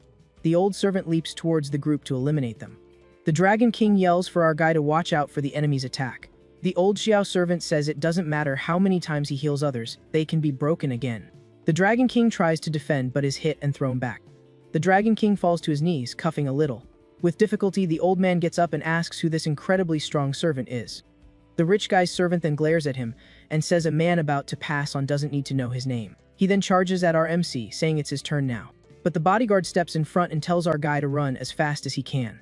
The old man then smiles and says this time he'll send the guard to meet his maker. With his sharp claws, he prepares to tear the guard apart. Seeing the situation, the bodyguard yells for our guy to get out of there while he can. But Xiao's servant is faster and lands a fatal blow to the guard's chest. The man falls to the ground, completely defeated and with no chance to defend himself. The Dragon King then remembers who the servant is and says he now knows his identity. He reveals that the old servant is actually Eagle Claw King, Chen Tianzheng. The old man is surprised that someone still remembers his old name. The Dragon King becomes worried, knowing he can't defeat the Eagle Claw King. The Eagle Claw King then charges full force at our MC, yelling that he'll finish him. But his hand stops inches from our guy's face. The Eagle Claw King stops abruptly after hearing the sound of a gunshot. The old man manages to dodge the bullet coming at him just in time. Meanwhile, young Xiao just observes who has arrived. It's our guy's friend and her assistant, who just fired at the old Eagle Claw. The top, not extra, gets furious and asks if the girl knows what she's getting into. With a smile, she says yes, they dared to shoot, and that she didn't mean to miss the shot. She then turns to her bodyguard and asks why she didn't hit him with the shot. The top, not guy, tells the woman to leave, but she replies that she was invited to the party. The girl then declares that she's taking our guy with her, and that she's not leaving the event. At this, the rich guy questions her, asking if she's going to protect our protagonist too. The woman ignores Xiao and asks if he has that many guard dogs, and if he owns a kennel. Hearing the insult, the top not lackey becomes extremely irritated and starts to tremble with rage. Seeing that he was getting angry, our guy's friend's assistant points the gun at the top, not guy. Then speaks up and calls for his old servant Chen. The Eagle Claw King glares at the bodyguard and asks if her gun was really pointed at him. Before the girl could answer, the old man zips past her at high speed, aiming for our guy's friend. The bodyguard falls to the ground, completely defeated, and the servant lunges at our guy's friend. The old man then grabs her by the chin and says he doesn't usually get close to women, but she's exciting him. He continues to provoke her, placing a hand on her shoulder, but the girl doesn't seem fazed. Seeing the old man messing with our guy's girl, he finally decides to act, throwing a punch at the old man. The old man turns and scoffs at our guy, asking what he could possibly do with no strength. Tries to land a punch on the old man's open fist. However, a huge wave of energy explodes from our guy's fist, sending the old man flying. The Eagle Claw King flies with full force and crashes into the elevator wall, shattering it. Our protagonist then stands there, furious that he messed with his girl. Everyone watching is shocked by our guy's strength and shouts his name in surprise. Defeated, Xiao remains unfazed. Our guy then approaches his girl and asks if she's okay. Rich guy Xiao then gives a dark smile and lets out a little laugh, finding the situation amusing. He then says he didn't expect today to become so interesting. Our guy did not like at all that they messed with his sweetheart. The gossipy top, not lackey, tells Xiao that he doesn't need to get involved. The top, not guy, says this is his turf, and our guy dared to cause trouble on it. He then gives the order for his men to finish our guy off once and for all. Immediately, the extras charge at our protagonist with everything they've got. However, our guy easily defeats those fourth-rate extras. In a swift move, he grabs one of the goons by the head and slams it into the ground. And right after, our guy lands a powerful punch to another guy's face. In just a few seconds, all the extras are thrown aside and defeated. Seeing this, Xiao and his servant wonder who this young man is and how he's so strong. MC just watches without saying a word. The top-knot guy is completely shocked by what he just saw. He takes a step back in fear and wonders where someone so terrifying came from. Seeing his lackey's cowardice, the rich guy glares at him with contempt and calls him trash. Rich guy says that our guy's performance has interested him, but he orders him to kneel, responds with a simple and direct, "Get lost." Guy then laments our guy's decision with a smile on his face. Our guy then tells him to stop messing around and challenges him to a fight. Smile says our MC is overestimating himself. At that moment, the old eagle claw returns to the fight. The old man then tries to land a direct punch to our protagonist's face, who dodges it.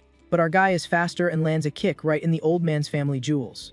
With the blow, the servant falls to his knees in immense pain. The rich guy is surprised, and the old man on the ground warns him to be careful with our guy. Xiao does not seem to like what just happened at all.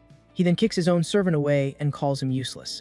The old man is thrown with full force against the wall and starts leaking oil right then and there. He then turns to our MC and says that not even a god can save him today. Xiao charges full force at our guy. Our guy tries to defend against Xiao's blow, but the impact is strong. With that, he is thrown back hard, landing on his butt on the floor. The antagonist then boasts that no one in the world could withstand his power.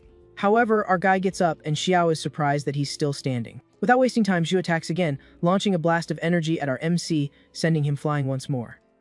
Our guy is thrown against the door with full force, and Xiao believes he's been defeated.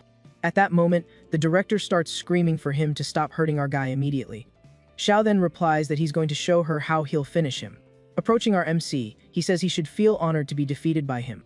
The antagonist is annoyed that the girl cried over our guy. He unleashes another blast of energy at our guy. Lying on the ground, our protagonist starts to bleed non-stop. Seeing this, the Dragon King is shocked by the brutality of the fight. The director cries desperately, calling our guy's name. Meanwhile, our hero's girl just watches without saying a word. Xiao says that's enough playing around, and that he's going to deliver the final blow. He then lands a devastating blow on our guy with all his might. Our guy's consciousness begins to slowly fade. He is slum and DNTOTFLOR, CREIGACR. Seeing TS, the extras are shocked and wonder if our guy survived. JLCMSTOFLAS if FRNG. THD Araucitor falls to the floor crying and blaming herself for everything that happened. Brown key USD WCH Unibiel Tosawai WORD. Sio turns to the DR and key ING and says it's his turn now. He says he planned to spare the old man's life, but he challenged him because of our MC. SIAO then says he will get his revenge on the old man and uses his powers against him. But before he can do anything, our guy tells him to stop. The antagonist turns around surprised and in disbelief. Knees and injured, our protagonist tells SIAO to stop again. Seeing that he got up, Lin calls his name with a worried expression. Me director cries, asking if our guy is okay. Even all beaten up, our guy says it's okay, and it was nothing. Seeing this, the Dragon King asks if our guy is really just an ordinary doctor. He then says the guy is their hope and they need to protect him. Our MC thinks that he felt the last blow, but that something has changed inside him. At that moment, Xiao attacks again, sending our guy flying with a punch. However, he gets up and a blue aura surrounds his body, filling him with power. Our guy then taunts him, talking about the Xiao brothers, saying one is good and the other is trash. Our protagonist continues to provoke him. Then he asks with a smile if he would be the useless brother. Xiao becomes furious with the taunt and yells that he's going to finish him. Our guy just continues with his mocking smile. Without wasting time, he tells the enemy to shut up and prepares for combat. Then our MC charges forward with everything to hit the antagonist with a blow. Our guy lands a blow that is parried by Xiao's hand, but Xiao notices our guy's increased speed. The enemy boasts that he's no match and hits our boy, making him fall again. He quickly recovers and defends against a direct kick from Xiao. The kick lands squarely, knocking our boy to the ground. The antagonist Xiao says he's going to finish him once and for all. Our guy then smiles and says the enemy has used that move before. Seeing this reaction, Xiao is confused about what's happening. Suddenly, our guy charges at him with impressive speed. He gets close and says that now it's his turn to fight. With that, he lands a devastating punch right in Xiao's face, who was defending with his arms with all his might. The impact of the blow makes the antagonist stumble back a few steps, and without giving him time to react, our guy lands a powerful kick. The attack is so strong that the enemy is thrown to the other side of the room. At this, the Dragon King and his guard are shocked, wondering how that's possible. On the floor, Xiao sits completely confused by the turn of events in the fight. The antagonist is furious for being humiliated in such a way. He then gets up with a flaming aura and yells that he's going to finish our MC. Our guy advances and the antagonist asks what he's doing. Our guy says the best is yet to come, and the two exchange blows. The opponent gets frustrated for not being able to land a decisive hit. Our MC then taunts him again, saying he's still trash. Blinded by rage, the antagonist charges, yelling for our guy to drop. But our guy manages to defend against all the attacks with ease. Seeing this, the opponent is in shock, unable to understand how it's possible. Meanwhile, our guy remains calm in his defensive stance. Scared, the enemy asks who he really is, to which our guy replies he's just a simple doctor. He says it's his turn now and takes an impressive leap to attack. While in the air, our guy closes his eyes and concentrates all his power. Then his eyes open with a blue glow, and he prepares the Divine Dragon technique. He then comes down with full force, landing a devastating blow right in the middle of Xiao's defense. The blow is so strong that it sends the enemy flying violently into the air. With that, he crashes to the ground while everyone looks on in shock. Our guy then walks towards the director, who calls his name. Worried, he gets closer and says it's okay, and that he'll help free her. At that moment, the girl starts to cry with relief that he's safe. Our guy smiles and asks her not to cry because he's fine. He then lifts her up and hugs her while Lin watches with jealousy. RMC comforts her and thanks her for bringing him to the event. But the antagonist gets up, furious, and yells for our guy to get his hands off her. Suddenly, the sound of a gunshot echoes through the room and Xiao is hit. He falls to the ground, and we see it was Lin in the wheelchair who fired the shot. Everyone is terrified by the girl's action. But the girl says with a cold look that anyone who offends her doesn't meet a good end. Without hesitation, she points the gun at the old eagle claw and shoots him in the forehead. The old man falls to the ground lifeless, causing some extras to scream in panic. The old man's body is on the floor, and the extras look on, completely shocked by what just happened. The little blonde girl hides in fear and says that Lin is a crazy woman for doing that in front of everyone. At this, a group of extras starts to whisper, worried because now they are witnesses to a serious crime. The top-knot guy, after observing carefully, has an idea. He then approaches one of his friends and whispers a plan in his ear to resolve the situation. The guy says his friend is good with women and that they're in this together, so he should be the one to go fix it. At that moment, our guy is preparing to leave with Lin, but one of the extras decides to interrupt. The girl then turns to the man and asks with a cold look what he wants with them. The guy says she can't just leave after attacking the young master and asks how they're supposed to explain this. But the girl doesn't care what he says and takes the opportunity to call everyone their trash. He continues, saying that everyone in the hall is important and that she's not leaving until someone takes the blame. With a mocking look, Lin simply asks if he thinks he can stop her alone. Seeing that she doesn't intend to take the blame, the extra raises his hand, calling for some people. Several security guards appear to block her path. The Dragon King says that's not very gentlemanly, but the guy scoffs, saying he's not there to be a gentleman. The old man then smiles at the boy's audacity. Suddenly, the sound of footsteps echoes throughout the hall, grabbing everyone's attention. At that moment, an army of men in suits appears, frightening everyone. The old man then says that young people should learn to have more respect for their elders. Seeing this, the extra is completely panicked, not knowing what to do now. Meanwhile, our guy tells the girl he's going to take Lin's assistant to get her injuries treated. Lin takes the opportunity to tease the director, saying our MC cares more about her than the director. Our guy then asks the old man for a ride to take the girl home safely. After that, they take her to Lin's mansion during the night. Inside, we see the assistant lying in bed, still in a lot of pain. He explains that her injury is serious and that taking her to the hospital would be a problem. Our guy then closes his eyes and begins to concentrate all his energy to heal her. With that, a golden aura begins to flow throughout his body and shines in his hand. He then uses his power to heal the injuries. The golden light concentrates on her wound, and the injury quickly begins to disappear. Is left with her mouth agape, thinking that ability is simply magical. Luxie looks exhausted and says she will wake up soon after resting a bit. Lin is impressed and jokes that she should keep him around as her boyfriend. With a thoughtful air, he says he might stick around for the next few days, and she wonders why. The guy then smiles and says he has something special he needs to give her. At this, the girl blushes and is left speechless by what our guy said. The gift is then revealed to be a bowl of hot noodle soup. Seeing the food, Lin makes a disappointed face, thinking the gift was just that. Our protagonist explains that she needs to eat well after everything. He then serves the dish to Lin, who seems a little touched by his gesture. She picks up a piece of sausage and prepares to eat. The girl then eats the noodles, looking very satisfied with the taste.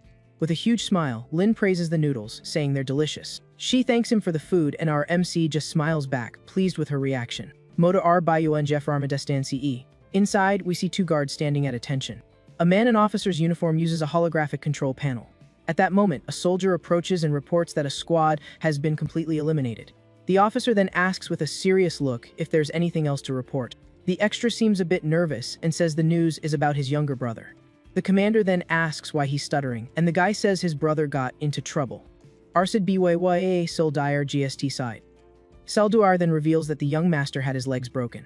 After hearing this, the commander falls completely silent. The soldier then kneels and offers to send his men immediately. The commander then asks in a cold voice who was responsible for that. The extra then reveals that the person responsible was Lin. The commander says not to worry, as no one there could defeat her, that his brother is not his problem, and that he should learn to fend for himself. At the hospital, a nurse calls for OUR guy, saying he needs to go to the operating room. DONT. There, he sees several specialists and wonders what kind of important patient is there. At that moment, T. Dosio greets him and says everyone has arrived for the procedure. She then tells the other doctors that the surgery is very important and that saving lives is their duty. On the instrument table, we see some surgical tools ready to be used. We see a muscular man lying on the table with several cuts all over his body. Focusing on the patient's abdomen, we see it's covered in blade wounds. OUI is surprised and says the man's body is full of knife and gun wounds. THEDRC Toar then says that at any moment the patient could have a complication and they need to hurry. Time starts to pass as the doctors prepare for the complicated surgery. A surgeon begins to suture one of the patient's cuts very carefully. More time passes and the medical team continues to work hard to save the man. After several hours, the surgery continues non-stop, showing the difficulty of the case. With her hand covered in blood, THDRCR says the procedure is almost over. The hardest part will be repairing the heart and the artery. With a serious look, she says that no matter the chance of success, they cannot give up. They then remove a projectile from inside the patient's body. The medical team continues the surgery with full focus on the risky procedure. Durasitor operates attentively, each movement with an expression of pure concentration. With the forceps, SHE holds the projectile that was removed from near the heart. She is relieved to see she managed to remove the object without major problems. The doctor drops the projectile onto a tray and asks ORGY to do the suturing. She then tells our protagonist to clean the wound, and he promptly agrees. Suddenly, the patient starts to hemorrhage, and the team panics. The heart monitor shows the man's heart rate dropping rapidly. Patient's blood pressure also begins to fall, and the situation becomes critical.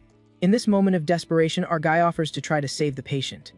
But the other doctors scold him, saying he's just a rookie and shouldn't get in the way. The director then ignores the others and asks our guy if he has any ideas, and he confirms. With a serious look, our MC says he will use an ancient technique. At this, the extras complain to the director, saying that's just superstition. Our guy then tells them to trust him, because he can find the hemorrhage, and if they don't try, the man will be gone. The medical team falls silent, unsure of what to do in this complicated situation. After thinking for a moment, the director looks at the young man and, with a determined look, tells them to let him try. He then begins the ritual by taking a bowl and dipping his finger in the water. As he concentrates, a blue energy begins to emanate from his hand and the bowl. At that moment, he directs the energy to the patient's chest, focusing directly on the heart. Suddenly, the team is shocked to see that the man's pressure has stabilized and the hemorrhage has stopped. The extras are incredulous, wondering how that is possible. Impressed, the doctors say our protagonist is incredible and even asked to be his disciples. However, the director interrupts them, saying the surgery isn't over yet and the celebration can wait. The sign on the operating room door shows that the procedure is still ongoing. Meanwhile, in the waiting room, a man with long hair waits patiently. Then the door opens and the director calls for the patient's family. The doctor takes off her mask and, with a smile on her face, announces that the operation was a success. The extra thanks her with a serious but visibly relieved expression at the news. The director then says that if it weren't for our guy, her friend might not have been so lucky. The man thanks our guy and says that if he ever needs anything, he can come to him. Our guy responds humbly that as a doctor, it was just his duty. With that, the two turn and walk down the corridor. The extra is thoughtful as he repeats our protagonist's name in a low voice. Sometime later in the break room, they prepare some coffee. Our guy and the director are relaxing while they drink their coffee. Suddenly, the director asks him where he spent the night, since he didn't go home. She then gets closer with a red face and asks if he and Lin did it. Our MC gets embarrassed and tries to explain, but she covers her ears and refuses to listen. Suddenly, our guy's cell phone starts to ring, and he sees the name, Dragon King, on the screen. He then answers the call, and they warn him to flee the city because someone very dangerous has shown up. In the hospital hallway, the protagonist answers a call and asks about someone named 9,000 Years. The voice on the other end explains that this man is the master of the Dragon Gate and is on his way to settle the score with him. The dragon then says that before, he could have just dropped everything and retired, but now things have gotten complicated. The protagonist asks if all this complication is because of him. The older man replies that it's not entirely his fault and that Emperor Xiao gave him a relic to capture the young man. And if he were to protect him, this 9,000 years guy wouldn't forgive them, and it could end badly for everyone. But he says that luckily, he received news that the man was attacked and his whereabouts are now unknown, is silent for a moment. He then thanks the Dragon King but says he can't leave. Annoyed, the old man asks why he doesn't want to leave since his life is in danger because of that man. Our boy explains that his mother has never left this city, so his father might still be able to find them. In a flashback, we see the silhouette of his parents together, and he says that's why his mother wouldn't leave, and neither will he. Running away isn't his style, he prefers to face problems head-on. On the other end of the line, the Dragon King understands the young man's decision and decides to tell him something about this 9,000 years. The boss reveals that this man is merciless to his enemies and to himself, and that he even took a life at his fiancée's grave. Shocked by the revelation, the protagonist is left speechless hearing the story of the ruthless man. The Dragon King continues, saying that this 9,000 years is the master of 14 gates and a highly respected person. Our boy then thinks that the man is truly cruel and asks who this Bai Yujing is. The boss explains that this person is the granddaughter of the Bai family and one of the two heroes of the world, along with this 9,000 years. He then reveals that Bai Yujing is the hospital director's cousin, leaving the protagonist surprised.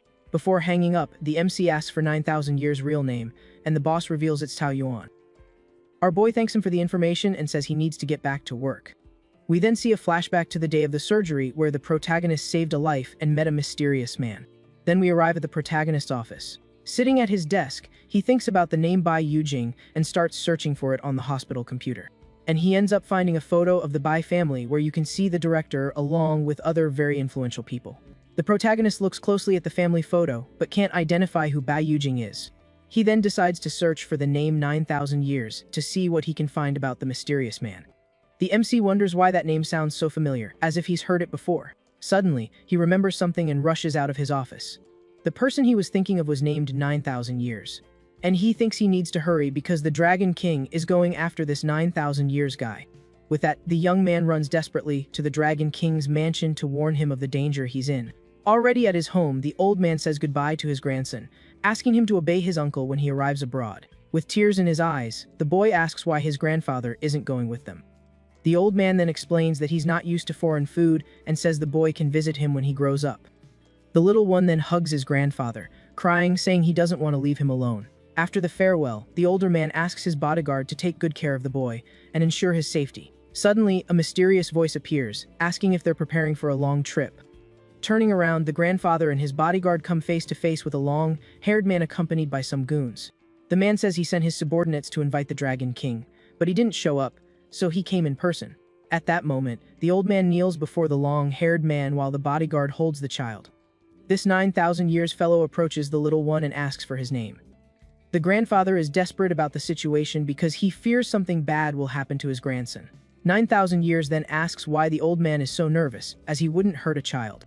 With a cold gaze, the man says that an old guy like him is just a waste of society's resources. Desperate, the old man kneels, begging the man to spare the lives of his grandson and his bodyguard. 9,000 years says the Dragon King is too old and it's time for him to retire. Seeing this, the bodyguard also kneels, begging for his master's life and offering his own in exchange. The long-haired man says he admires the guard's loyalty, but that this can't be solved with a trade of lives.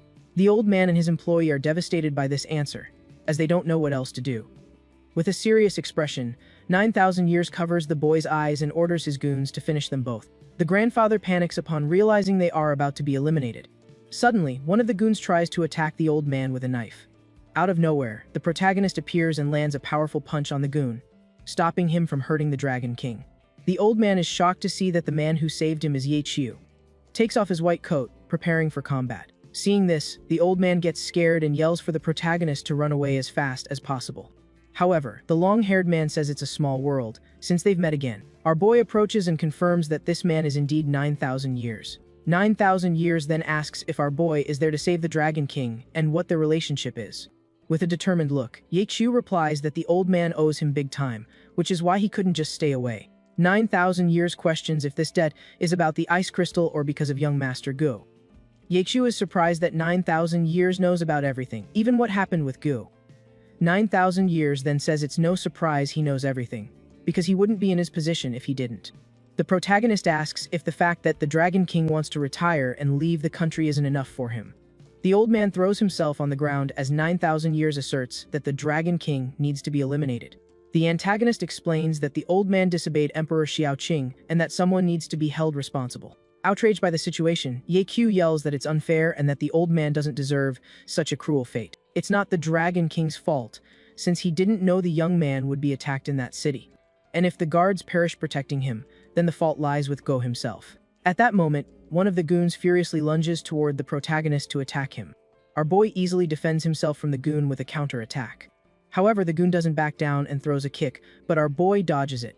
Ye Qiu questions if this is 9,000 years way of solving things, just resorting to violence. The goon gets angry and says the kid has no right to question his master's methods. The side character lands another kick on the protagonist's defense. With a serious look, the MC says he's already figured out the goon's moves and that the fight is over. The goon throws a right hook that the protagonist easily dodges. After dodging, the protagonist lands a solid kick to the goon's stomach. After taking the hit, 9,000 years steps in front of his injured henchman. 9,000 years says the hero really wants to save the Dragon King and asks if he wants to make a deal. Without a second thought, the protagonist accepts his proposal to save the old man's life. The Dragon King tells Ye Qiu not to get involved, but the protagonist says he'll decide for himself what's worth it. The antagonist then proposes a deal. He wants the protagonist to find who attacked him within 3 days. With a serious look, the MC accepts the deal. The villain tells Ye Qiu not to disappoint him and turns to leave. With that, he orders his men to follow him out of the mansion. We see 9,000 years car driving away from the mansion. Inside the vehicle, the antagonist orders the driver to stop the car immediately. As soon as the car stops, the goon who attacked the protagonist spits up some red liquid. The subordinate apologizes for embarrassing his master, but the man says he did his best. The antagonist comments that Jiangzhao seems to have produced an important figure. The goon then reports that he has already investigated the hero and that his mother is unknown. 9,000 years then orders his subordinate to uncover the protagonist's identity. To keep the sorcerer gods passing a secret and wait for the results. Back at the Dragon King's mansion, Ye Qiu asks if the old man is okay as he helps him up so he doesn't fall. The man says the MC shouldn't have come and that now he's dragged into this mess. The hero replies that the Dragon King saved him twice, and he couldn't just ignore the situation. The old man then asks worriedly what they're going to do in 3 days to solve this problem. With a confident look, the protagonist says they just need to find one person and that there must be some clue. The bodyguard offers to help, but the old man scolds him, saying the situation is complicated. Indignant at the lack of confidence, Ye Qiu asks if the old man doesn't believe in him either. The Dragon King explains that 9,000 years has many men and that even if he's injured, getting close is difficult. Closes his eyes. And says the protagonist shouldn't have accepted the deal, as it puts him on a dangerous path. Our boy then questions what the man means by this dangerous path talk. The Dragon King explains that in their world, there's nothing 9,000 years can't find out. Protagonist then asks why he sent him to investigate if he already knew who attacked him. The old man replies that the antagonist will surely block all information to make the search harder. Even so, Ye Qiu says that doing nothing isn't his style and asks where the villain was attacked. Without hesitation, the three of them get ready to leave as the protagonist says he's going to the location to look for clues. The three then arrive at the hotel where the antagonist was. Upon entering, the protagonist notices that everything is clean and it doesn't look like a battle took place there. At this, the bodyguard explains that he already checked the cameras and that everything was cleaned up. With no other option, the protagonist thinks he'll have to use the motion spell to investigate the place. Then, the hero concentrates and starts making some hand signs. With his fingers intertwined, a blue energy begins to emanate from his hands. This power then flows throughout the entire room. The blue energy reveals the symbol of a snake on the wall. The Dragon King is shocked to see the image, as it seems he's seen it somewhere before. Q then asks what that is, and the old man says it's the same symbol as the person who poisoned him. The old man says the two incidents are connected, and that the snake is the totem of the sorcerer god cult. The protagonist then asks in confusion what this sorcerer god cult is. The old man explains that it's a mysterious organization and that no one knows where their headquarters is. The Dragon King begins to tell a story about how one day he saved a badly injured man on the side of the road. The young man stayed with him for 2 years and was from that very cult. The old man reveals that when he found out the truth, the man poisoned him so he wouldn't tell anyone. The man says he searched for the man and the cult for years but never found any clues. Ye Qiu then comments that it's strange not to find anything, since modern society is so advanced. That's the mystery behind the organization. They are very discreet. The old man says the members use sorcery techniques to hide their tracks and obtain information. Shocked, the protagonist asks about these sorcery techniques, as he's never heard of them. The old man continues, saying they are so strong they could become the biggest sect in the world. The man then points to the snake symbol and says they leave it behind as their mark. Yechu comments that now that they know it was the cult, the list of suspects has narrowed down a lot. The Dragon King says that even so, it will be difficult to find the culprit in just 3 days. With a confident smile, the protagonist says that's not quite right. With a new plan in mind, the protagonist uses his power to track the culprit. The blue energy then flies out the window, and he tells his companions to follow it. Running through the streets, the group follows the energy trail. Continues on its path. The blue trail leads down an alley. The three arrive at a rather dark street, and Yichu says the heady out must be around there. Without wasting time, the old dragon kicks the door down with all his might. But upon entering the place, the three notice a strange smell in the air. Q spots a plaque with the same snake symbol, indicating that this is the right place. Surprised, the Dragon King and his bodyguard comment that this is the cult's headquarters in Jiangzhou. Suddenly, the three hear a noise coming from the back door. The guard asks who's there, but a voice replies that it's just a delivery guy. The man finds it strange, as he doesn't know anyone by the name the delivery guy mentioned. The delivery guy then explains that the package is for Dong Chen and that the handwriting was a bit messy. The man smiles and introduces himself as Dong Chen's cousin, saying he can receive the package for him. The delivery guy explains that he knows Dong Chen, and that's why he brought the package to him. The guard then asks if he wants anything else, but the delivery guy says he always gets a tip. The guard smiles and invites him in, saying they can talk better inside. 15 minutes pass as they gather information from the delivery guy. He shows a photo of Dong Chen on his phone and sends it to his men to find him. The protagonist praises Zhao's skills, but the old man seems a little worried about something. Yichu thinks that finding Dong Chen doesn't guarantee he's Tao Kon's killer, so the protagonist decides to use his tracking power again to be sure. But as he tries to use his abilities, the protagonist coughs up some red liquid and becomes weak. He then falls to the ground and his two companions rush to help him, worried. The protagonist is taken to the Dragon King's mansion for care. The protagonist then slowly wakes up, looking a bit confused about what happened. The old man approaches, happy to see him awake. The Dragon King explains that the doctor said the MC was just tired and needed to rest. Worried, the protagonist says he needs to find Dong Chen quickly because he has a bad feeling. Suddenly, the bodyguard enters the room and announces that they've found the target. The old man and the protagonist are surprised and happy with the news. They arrive at Gyud Temple, an ancient and sacred place in the mountains. The group arrives at the temple.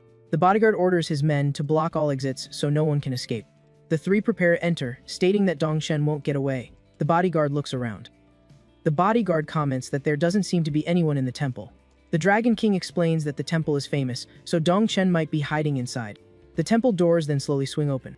From inside the temple emerge Dong Chen and the delivery guy who tricked them earlier. The bodyguard recognizes the fake delivery guy, and the man smiles, saying they meet again. The security guard asks if the delivery guy is also from the snake cult.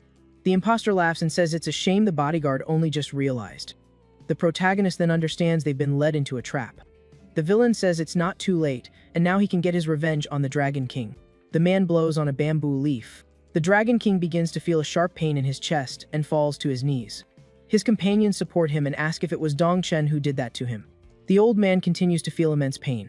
The protagonist explains that the villain is using the leaf to control the poison in the old man's body. Dong Chen says the Dragon King has lived for a long time, and now his time has come. But the protagonist acts quickly to help the old man. The hero then focuses his energy and prepares to use one of his special techniques. With his hands on the Dragon King, he releases a powerful aura to contain the poison. He announces that he has sealed the old man's meridians and tells him not to use his energy now. The Dragon King insists that EQ should flee, as the enemies only want him. But the protagonist stands up furiously, determined to fight. The villain scoffs at the protagonist and asks who he thinks he is to challenge him. Without hesitation, the MC lunges forward and throws a powerful punch at his opponent. The blow hits Dong Chen squarely, sending him flying back from the force. The enemy skids on the ground but manages to stay on his feet. Dong Chen recovers and stares at the protagonist with a look of disdain. He admits the protagonist has some strength, but says it's not enough to beat him. At that moment, the villain braces himself and begins to contort his body strangely. The protagonist watches closely and notices that the enemy seems to have suddenly gotten bigger. Dong Chen then rushes our boy with incredible speed and strength. As the blows rain down on his defense, the protagonist wonders how he got so strong. The attacks become increasingly difficult to dodge. However, the MC suddenly falls to the ground, not understanding how he was hit since the blow didn't connect. The villain smiles and says the best is yet to come. Without giving him time, the enemy continues his barrage of punches. He is suddenly hit in the face and ends up being thrown far away onto the ground. Dongchen approaches and says the protagonist can't beat him, but our boy refuses to give up. The villain then challenges him to another round. On top of a building, 9,000 Years watches the fight between the two. Smiling, he thinks that he's looking forward to seeing the protagonist's true power. A mysterious voice reveals itself and comments on 9,000 Years' dangerous interest in the protagonist. The voice complains that if it weren't for him, he would have defeated the Wushen sect before. 1,000 Years remains silent. But soon, 9,000 Years comments that the protagonist is nothing more than a simple doctor and shouldn't be compared to him. Annoyed, the voice asks if 9,000 Years is defending or thinking of recruiting the protagonist. 9,000 Years scoffs, saying the mysterious person lost a fight. The cloaked person defends himself, saying it was a close call. 9,000 Years smiles and tells his companion not to lie, as he knows the defeat wasn't by a small margin. He then continues to hold his necklace. But Ye seems to be in some kind of trouble and needs help. Returning to the fight, we see the protagonist getting up from the ground with great difficulty. The villain praises his resilience, but still looks at him with a superior smile. Suddenly, the old man tells Ye that speed is the key to victory. The protagonist listens intently to the old man's words. With a surprised look, the protagonist seems to understand what he needs to do. In that instant, he focuses his energy. The hero then moves with incredible speed. The villain scoffs and says it's no use trying because he won't be able to hit him. However, Dongchen misses his attack, and the protagonist manages to dodge with agility. The enemy is confused and wonders where the protagonist went. He's so fast. Without the opponent noticing, our boy appears behind him. With a decisive blow, the MC hits the villain's back, slamming him hard onto the ground. The enemy falls from the impact of the attack. On his knees, Dongchen glares at the protagonist with a look of anger and disbelief. The villain gets up furiously and charges toward the MC, but the protagonist dodges the punch and attacks the villain's back again. With a victorious smile, the MC says that people always need to try and never give up beforehand. Defeated, the villain says he was going to give the hero a quick end, but has changed his mind. He then takes the bamboo leaf and brings it to his lips. Immediately recognizes the bamboo leaf and tenses up. Dongchen begins to play the leaf as if it were a flute. A huge black snake appears. The protagonist comments that the members of the Wushen sect really like to raise strange animals. Wasting time, the serpent lunges rapidly toward the protagonist. Seeing this, our boy makes a hand sign, preparing a powerful technique. The snake charges with a powerful aura in front of the protagonist, but our boy doesn't back down. In an instant, the two powers collide violently, creating a massive explosion of energy. The villain falls to the ground, shocked to see his snake defeated, and its remains scattered. That moment, a clean shot hits Dongchen in the head. It was the bodyguard who eliminated him. The guard tells Ye that he will take care of the rest. As they walk, the MC warns his ally that the Dragon King may not have much time left. Surprised, the man questions Ye, as he had said the Dragon King had a month to live. The protagonist explains that Dongchen activated the poison. They return to the luxurious mansion, where a man informs them that a guest has been waiting for a long time. Arriving there, the Dragon King asks who the visitor is. Soon they realize it's 9,000 Years. The Dragon King immediately kneels before him, greeting him with respect. With a smile, the man says he's happy to see Ye again. The MC then questions if he can spare his family now that he's found the person he was looking for. Naizen advises the protagonist not to easily trust anyone's promises, not even his. The protagonist and the Dragon King are shocked by the unexpected statement.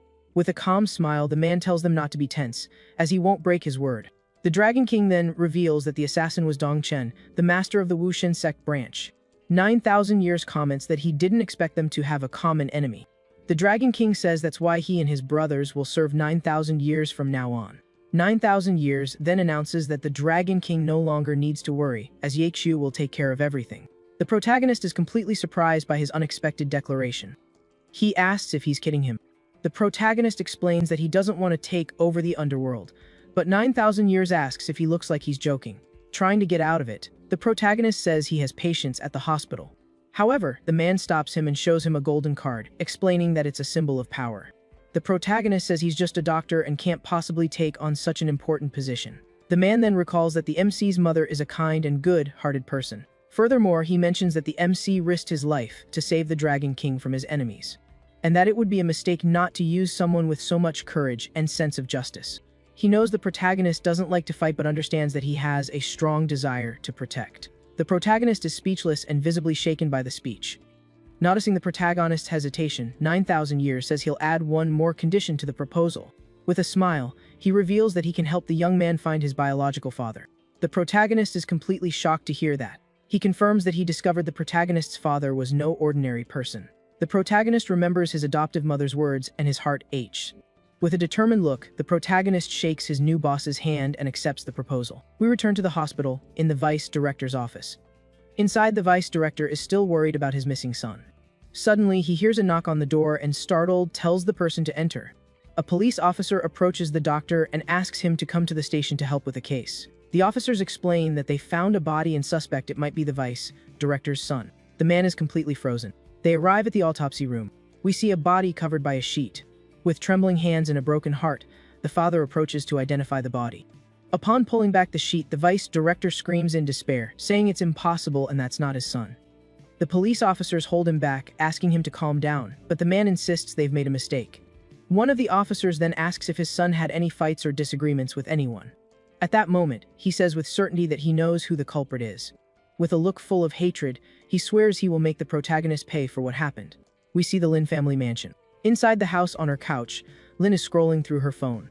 Protagonist approaches her with a bowl. He then hands her the bowl and asks the young woman to stop using her phone and take her medicine. The woman complains that the medicine is too bitter. Suddenly, she pulls the protagonist's collar and says she wants him to feed it to her. The MC turns bright red and says she'll be fine once she takes the medicine. The young woman then smiles and comments that he doesn't listen to her anymore now that he's the big boss. He's surprised and asks how she knows about that. She just smiles mysteriously and continues the conversation, leaving the protagonist confused. The young woman says the city is dangerous and that his identity hasn't been recognized yet. This makes him worried, as he understands that his position as leader could be at risk. She then suggests that he use the Dragon King as a shield to protect himself from enemies. The protagonist thanks her for the brilliant idea and says he was worrying about the situation for nothing. She pushes him against the wall and asks how he plans to thank her for the advice. Lin kisses him and says he knows what she wants. Our boy gets all red and flustered by Lin's unexpected kiss. Suddenly, a voice interrupts the moment, saying the police are looking for him. Is annoyed at being interrupted again. Walking arm in arm, she asks the police officers the reason for their unexpected visit. One of the officers is captivated by Lin's beauty and greets her formally. The police officer then shows a warrant and says he needs the protagonist's help with a case. The officer explains that it's a murder case involving a young man named Go. Lin becomes furious and says that guy's passing nothing to do with the protagonist. The officer apologizes and explains that the victim's family pointed to the protagonist as a suspect. She continues the argument, saying the vice director's son was a problem and deserved what he got. The protagonist interrupts her by calling her name to calm the situation. With a calm look, he tells the officers he will cooperate with the investigation. We arrive at the police station. He is taken to an interrogation room. One of the officers then says he's going to ask some questions and expects him to answer truthfully. The officer questions if the protagonist knows that Go disappeared, and he coldly replies that he didn't. The investigator then asks why the victim's father accuses him of being involved in his son's disappearance. The protagonist explains that the vice director's son stole his thesis and tried to sabotage him at the hospital. With this, the officer concludes that the young man had plenty of reason to want revenge on Go. The protagonist denies it, saying he's just an ordinary person and that Go was rich and picked fights with many people. The officer says they investigated the disappearance and that the protagonist was looking for him that morning. He confirms this but explains that he left the hospital afterward with Professor Bay to go to Yun Mountain, and that he went there to treat the Dragon King's illness. So he didn't have time. He states that although he had a motive, he didn't have the opportunity to do anything against Go. With a confident look, he hopes that next time they'll have concrete evidence to arrest him. With that said, the protagonist turns and walks out of the police station with firm steps. Outside, the vice director glares at him with hatred and swears he will make him pay for his son's passing. The protagonist calmly says that his son's situation has nothing to do with him. The old man insists it was him and that he will pay for what he did to his son. The protagonist then advises the man to pray for his son so he can reincarnate in peace. He turns and leaves, leaving the furious vice director behind. Suddenly, the man stumbles and falls to the ground. Lying on the ground, the father swears he won't leave the protagonist alone and that he will pay for everything. At that moment, the cell phone in the man's pocket starts to ring. A voice on the other end informs him that he has been fired from the hospital by order of the director. The man is shocked and doesn't understand how he could be fired after so many years of service. The voice explains that he is being investigated for accepting bribes and embezzling hospital assets. Furthermore, he is accused of having an affair with a nurse, which tarnishes the hospital's reputation.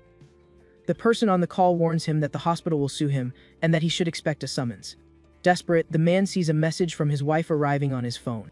He is even more shocked when he opens the message and sees what his wife sent him. The The message shows a photo of her with another man, leaving the vice director completely devastated. In the message, the woman says she's tired of him and is going to enjoy her life from now on. Completely shocked by the news, the vice director screams in anger. At that moment, the pain in his chest intensifies, and the man clutches his heart, feeling a sharp pang. With blurry vision and in great pain, Go's father falls unconscious on the parking lot ground. We see the mansion of the famous friends in the city. Inside the mansion, a man asks a man with a top knot how young Master Xiao is doing. The young man, drinking a glass of wine, replies that his legs are useless. The duo is surprised and questions if they won't be blamed for what happened. The man with the top knot explains that the young doctor is very skilled and would be difficult to deal with. His companion then asks what they can do and also worries about the other people. He then gets an idea of how they can get rid of the protagonist once and for all. With a confident smile, he says that although it's difficult to take down the MC, he has a plan. Meanwhile, in a park near Lin's house, we see a beautiful sunset landscape. The protagonist pushes Lin's wheelchair as they talk. Comments that with Go in the loony bin, the protagonist can finally work in peace. He says she always protects him, which is why he suspected she was involved. She then retorts, saying he was always the first to defend her from everyone. She explains that she started investigating as soon as Go caused trouble for him. The protagonist apologizes for getting her involved in this, but she says she feels no pity for them at all. She recalls a time when a mother begged on her knees for Guo to save her child. The young woman says the doctor demanded money, and was a piece of trash who only thought of himself. The protagonist kneels and says she shouldn't compare herself to people like him, because she is wonderful. Lin then asks if the protagonist has ever accepted gifts from patients. Our boy seriously says that yes, he has accepted some gifts from his patients. Surprised by the answer, the young woman's eyes go wide in disbelief. He explains that he accepted eggs and other simple things from very grateful patients. The protagonist fondly remembers the patients who gave him gifts as a sign of gratitude. He then says goodbye, saying he needs to return to the hospital to care for his patients. While looking at him, thinks that he really is a different kind of person. She then calls out to him and asks him to promise her something very important, and asks him to never forget his purpose and to always protect the soul of a doctor. With a determined look, our boy replies that he will always be himself, no matter what happens. She then jokes, saying he promised to give her a bath later, and he gets embarrassed. She laughs and says she knew you can't fully trust a man's words, challenging him. As the protagonist pushes the wheelchair, someone is watching them. The mysterious man seems to have ill intentions. In the late afternoon, the protagonist tells the young woman they should be going. As they talk, a stranger approaches them. Suddenly, the man trips and falls to the ground. The man falls, he drops his bag near Lin. She then picks up the bag and returns it, asking if he's okay. In that instant, the man's expression changes to a malicious one. The man then pulls out a blade and tries to strike Lin. The protagonist is surprised by the man's action. Without a second thought, he kicks the attacker with all his might to protect his girl. Even after taking a kick, the man doesn't give up and tries to stab him again. And with a slash, he hits the protagonist's back. The protagonist feels the pain after being hit. The young woman screams for him to let her go because he's injured and needs help, but the protagonist lands another kick on the man. She immediately grabs her phone to call for emergency help. The attacker realizes the situation has become complicated and decides to retreat for now. With a swift move, the man flees the scene. The MC asks if Lin is okay, but she's more concerned about him. She touches his wound and realizes it's a pretty big cut. She says he needs to stop the bleeding, but the protagonist says he's fine since he's a doctor. He then uses a healing technique, and an aura surrounds him, staunching the wound. The MCC says the bleeding has stopped, but the young woman is still very worried about him. With an angry expression, she tells him to go home so she can check on him. Back at her mansion, the young woman carefully tends to the protagonist's wound. He apologizes and says he'll be more careful.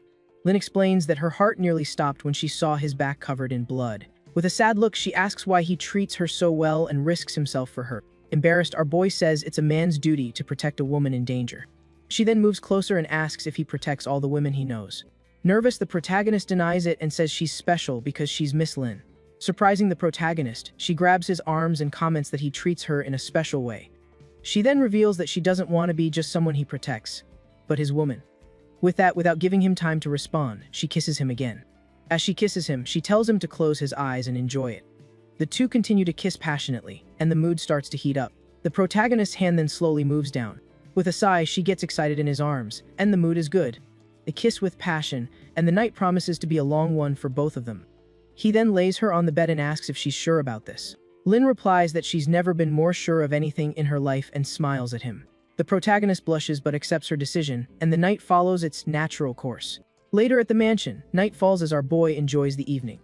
Lying with Lin, the protagonist looks at her while she's asleep. Tenderly, he moves a strand of hair from her face and admires her beauty. Suddenly, Lin turns and kicks him by accident, making the protagonist complain that she's a restless sleeper. He carefully adjusts her on the bed and says he'll protect her while she sleeps peacefully. He then gets up and gets dressed, leaving her in bed. Our boy then goes to the window and opens the curtains. He feels a strange energy inside him and realizes something has changed after last night. Then, with a smile, he closes his eyes and decides to try cultivating this new energy. Soon, he begins to meditate. According to an ancient book, the method to open the celestial eye is to condense the aura in the forehead. He tries to do this, but the energy continues to flow uncontrollably through his veins. He realizes the energy isn't obeying his commands. At this, a large amount of energy concentrates, and a bright light blinds him for an instant. The energy then concentrates on his forehead, and the area begins to heat up. The young man feels a sharp pain in his forehead, as if it's being burned from the inside. He puts his hand to his forehead and wonders what's happening to his body. The location of the celestial eye is 2 centimeters above the point between the eyebrows. With the opening of the celestial eye, a person can see invisible things like demons and ghosts. The protagonist thinks the attempt failed. In the bathroom, he looks at himself in the mirror and feels that his body is a bit strange. He then grabs a towel to dry his face, but notices something different in his reflection. Startled, the protagonist sees that his eyes look strange. He remembers that according to an ancient book, only 4 people in history had eyes like these. The first of them was an ancient sage who helped create the writings of the Yellow Emperor. The second was a famous emperor, and the third was a conquering king. The last was a lord from the Tang dynasty. The protagonist finds it impossible that he could be like them. He says it's impossible for him to be a saint. At that moment, he hears the sound of the shower and sees the silhouette of the young woman taking a bath. Thinking of testing his new power, he closes his eyes and concentrates. Upon opening his eyes, he can see clearly through the bathroom door. Inside, the young woman is peacefully showering, unaware that she is being watched. Surprised, he realizes his power worked and covers his eyes with his hands. He comments that he can't use this ability for this kind of thing. He stares at the beautiful woman taking a shower. Suddenly, the protagonist is surprised to realize that the woman is not Lin. He gets a headache and wonders if overusing the power caused it. The book then explains that using the eye causes dizziness and one's vision depends on the user's power. He thinks that now that he's opened the celestial eye, he can finally save the Dragon King. At that moment, the young woman comes out of the bathroom, and the MC is flustered, not knowing what to say. The young woman then stares at him with a serious look and asks what he's doing there. Awkwardly, the protagonist says he was hungry and was looking for something to eat. She gets suspicious and asks why he would be looking for food in the bathroom. The woman accuses him of being up to something. Just then, the girl slips in the bathroom. Fortunately, the protagonist manages to catch her in time and prevents her from getting hurt. Holding the young woman in his arms, he comments that she is very light, blushes and is left speechless. Suddenly, she grabs the protagonist's neck and starts to strangle him. She tells him he can leave, that she has better things to do. At that moment, she slams the door, and the protagonist says she's a murderer. Very luxurious hotel. The assassin who attacked Lin and the MC complains that the mission failed and there won't be another chance. Soon, someone knocks on the door, getting his attention. He asks who it is, and a voice says it's room service with a snack. Suddenly, the door flies open, and someone strikes the man with a wine bottle. The wine bottle shatters squarely on the man's head. Even the guy stays on his feet. The woman then points a gun at him and says he's under arrest. The man comments that she's from the king of the underworld, and that she doesn't look like them. At that moment, a man in a suit appears and asks what he imagines they would look like. The man is surprised by the man who appeared behind her. The captain says that even though they are from the king of the underworld, they still protect humanity. He explains that he has committed 30 of 5 crimes and there's no way to escape. The criminal says he surrenders, and the woman begins to cuff him without hesitation. But in a swift move, the bandit dodges the handcuffs. He uses her as a shield and says there's no way he's going to prison. Without a second thought, the man shoots the captain. The bullet hits the team leader's shoulder, and he feels the pain. The bandit scoffs, saying the captain of the king of the underworld isn't such a big deal. With the hostage in his arms, the injured captain orders him to release her immediately. The criminal smiles maliciously and asks if he really wants him to let her go. He says that if he lets her go, how can he prove he's a real man? The captain is furious at the taunt and glares at him with hatred. With the gun pointed at his head, the bandit says he won't see tomorrow. He says he'll finish off the captain first, and then have his fun with the girl. At that moment, the protagonist appears at the door and yells for him to stop right now. The criminal recognizes our boy at the door. The bandit then mocks the protagonist, saying he didn't expect to see him so soon. The hero thinks that thanks to the tracker, he was able to find the guy easily. With the gun pointed at the protagonist, the criminal asks if he's here to meet his end. Without hesitation, the bandit shoots in the protagonist's direction. But in a surprising move, our boy dodges the bullet. The criminal can't believe the MC managed to dodge a point-blank shot. Scared, the bandit yells for him not to come any closer while pointing his gun at the girl and demanding to know who he is. The protagonist says it doesn't matter who he is, he just wants to know who sent him. The man says he won't say anything, that he has his honor as an assassin. The hero says we'll see if his mouth is as tough as his bones. With a powerful punch, the protagonist lunges forward and hits the criminal with all his might. The impact is so strong that the bandit flies backward. Lying on the ground, the man is knocked unconscious. The protagonist then approaches the young woman and asks if she's okay. She says she's fine, and the captain thanks the protagonist. The protagonist then touches the captain's wound and uses his powers to heal him. He says he stopped the bleeding and now, he just needs to go to the hospital to have the bullet removed. The protagonist then asks if they are from the police or something. The woman and the captain look serious, and she comments that they are not police officers. The captain thanks him and asks for the protagonist's name, who introduces himself as Yi Chu. Impressed, the man asks what the MC's job is, since he's so good at fighting. The protagonist's cell phone starts to ring, and he sees that it's an important call. He answers, and on the other end of the line, someone says the Dragon King is not doing well at all. He is shocked by the news. The protagonist then runs out of the place, leaving his new friends behind. The protagonist arrives running at the Dragon King's mansion. Arriving there, he throws the door open and asks what happened. The guard replies that the Dragon King has already fallen into a coma. With a serious expression, the MC tells him to take him to where the old man is. As they are about to go, one of the men asks them to wait a moment. This gentleman asks if the newcomer is the Ye Chiu who was taking care of the Dragon King. Some people doubt the protagonist, saying he looks too young to be a good doctor. The guard explains that the Dragon King's condition stabilized thanks to the MC, but the old man doesn't believe in the protagonist's skills. Our boy then asks if he could cure the old man. Annoyed, the older doctor asks what would happen if the master didn't survive the treatment. The protagonist proposes a bet. If he cures the Dragon King, the old man will have to bow to him. The old man comments that if he cures the king, he will become his disciple. The protagonist then says he wouldn't dare accept such a weak master. They go to the old man's room. Inside the room, we can see the Dragon King lying down. The protagonist approaches him and checks his pulse. The guard asks Ye Qiu if he can still save the Dragon King. The protagonist says yes, but he will need one thing to perform the treatment. With a serious look, the protagonist says he needs a golden needle to begin. The guard finds the request strange and says that silver needles are usually used. Suddenly, the older doctor says he has the golden needles the MC needs. Master Sun then brings the box and says the item is a family heirloom. He hands the needle to our boy and says that if anything happens, he will pay with his life. The protagonist is surprised to see that Master Sun's relic is from the ancient palace. He begins to tell the story that over 100 years ago, his ancestor was a traveling doctor. One day, the ancestor found the empress sick and happened to cure her. She appointed him as a high-ranking imperial doctor. Even with the offer, he refused, and the empress gave him the set of needles. Master Sun says he has never used them because they are special and can cause harm. The old man says that perhaps it's fate and lends the needles to the protagonist. The protagonist accepts the needles, bowing to the old man. He then opens the box, revealing the gleam of the ancestral golden needles.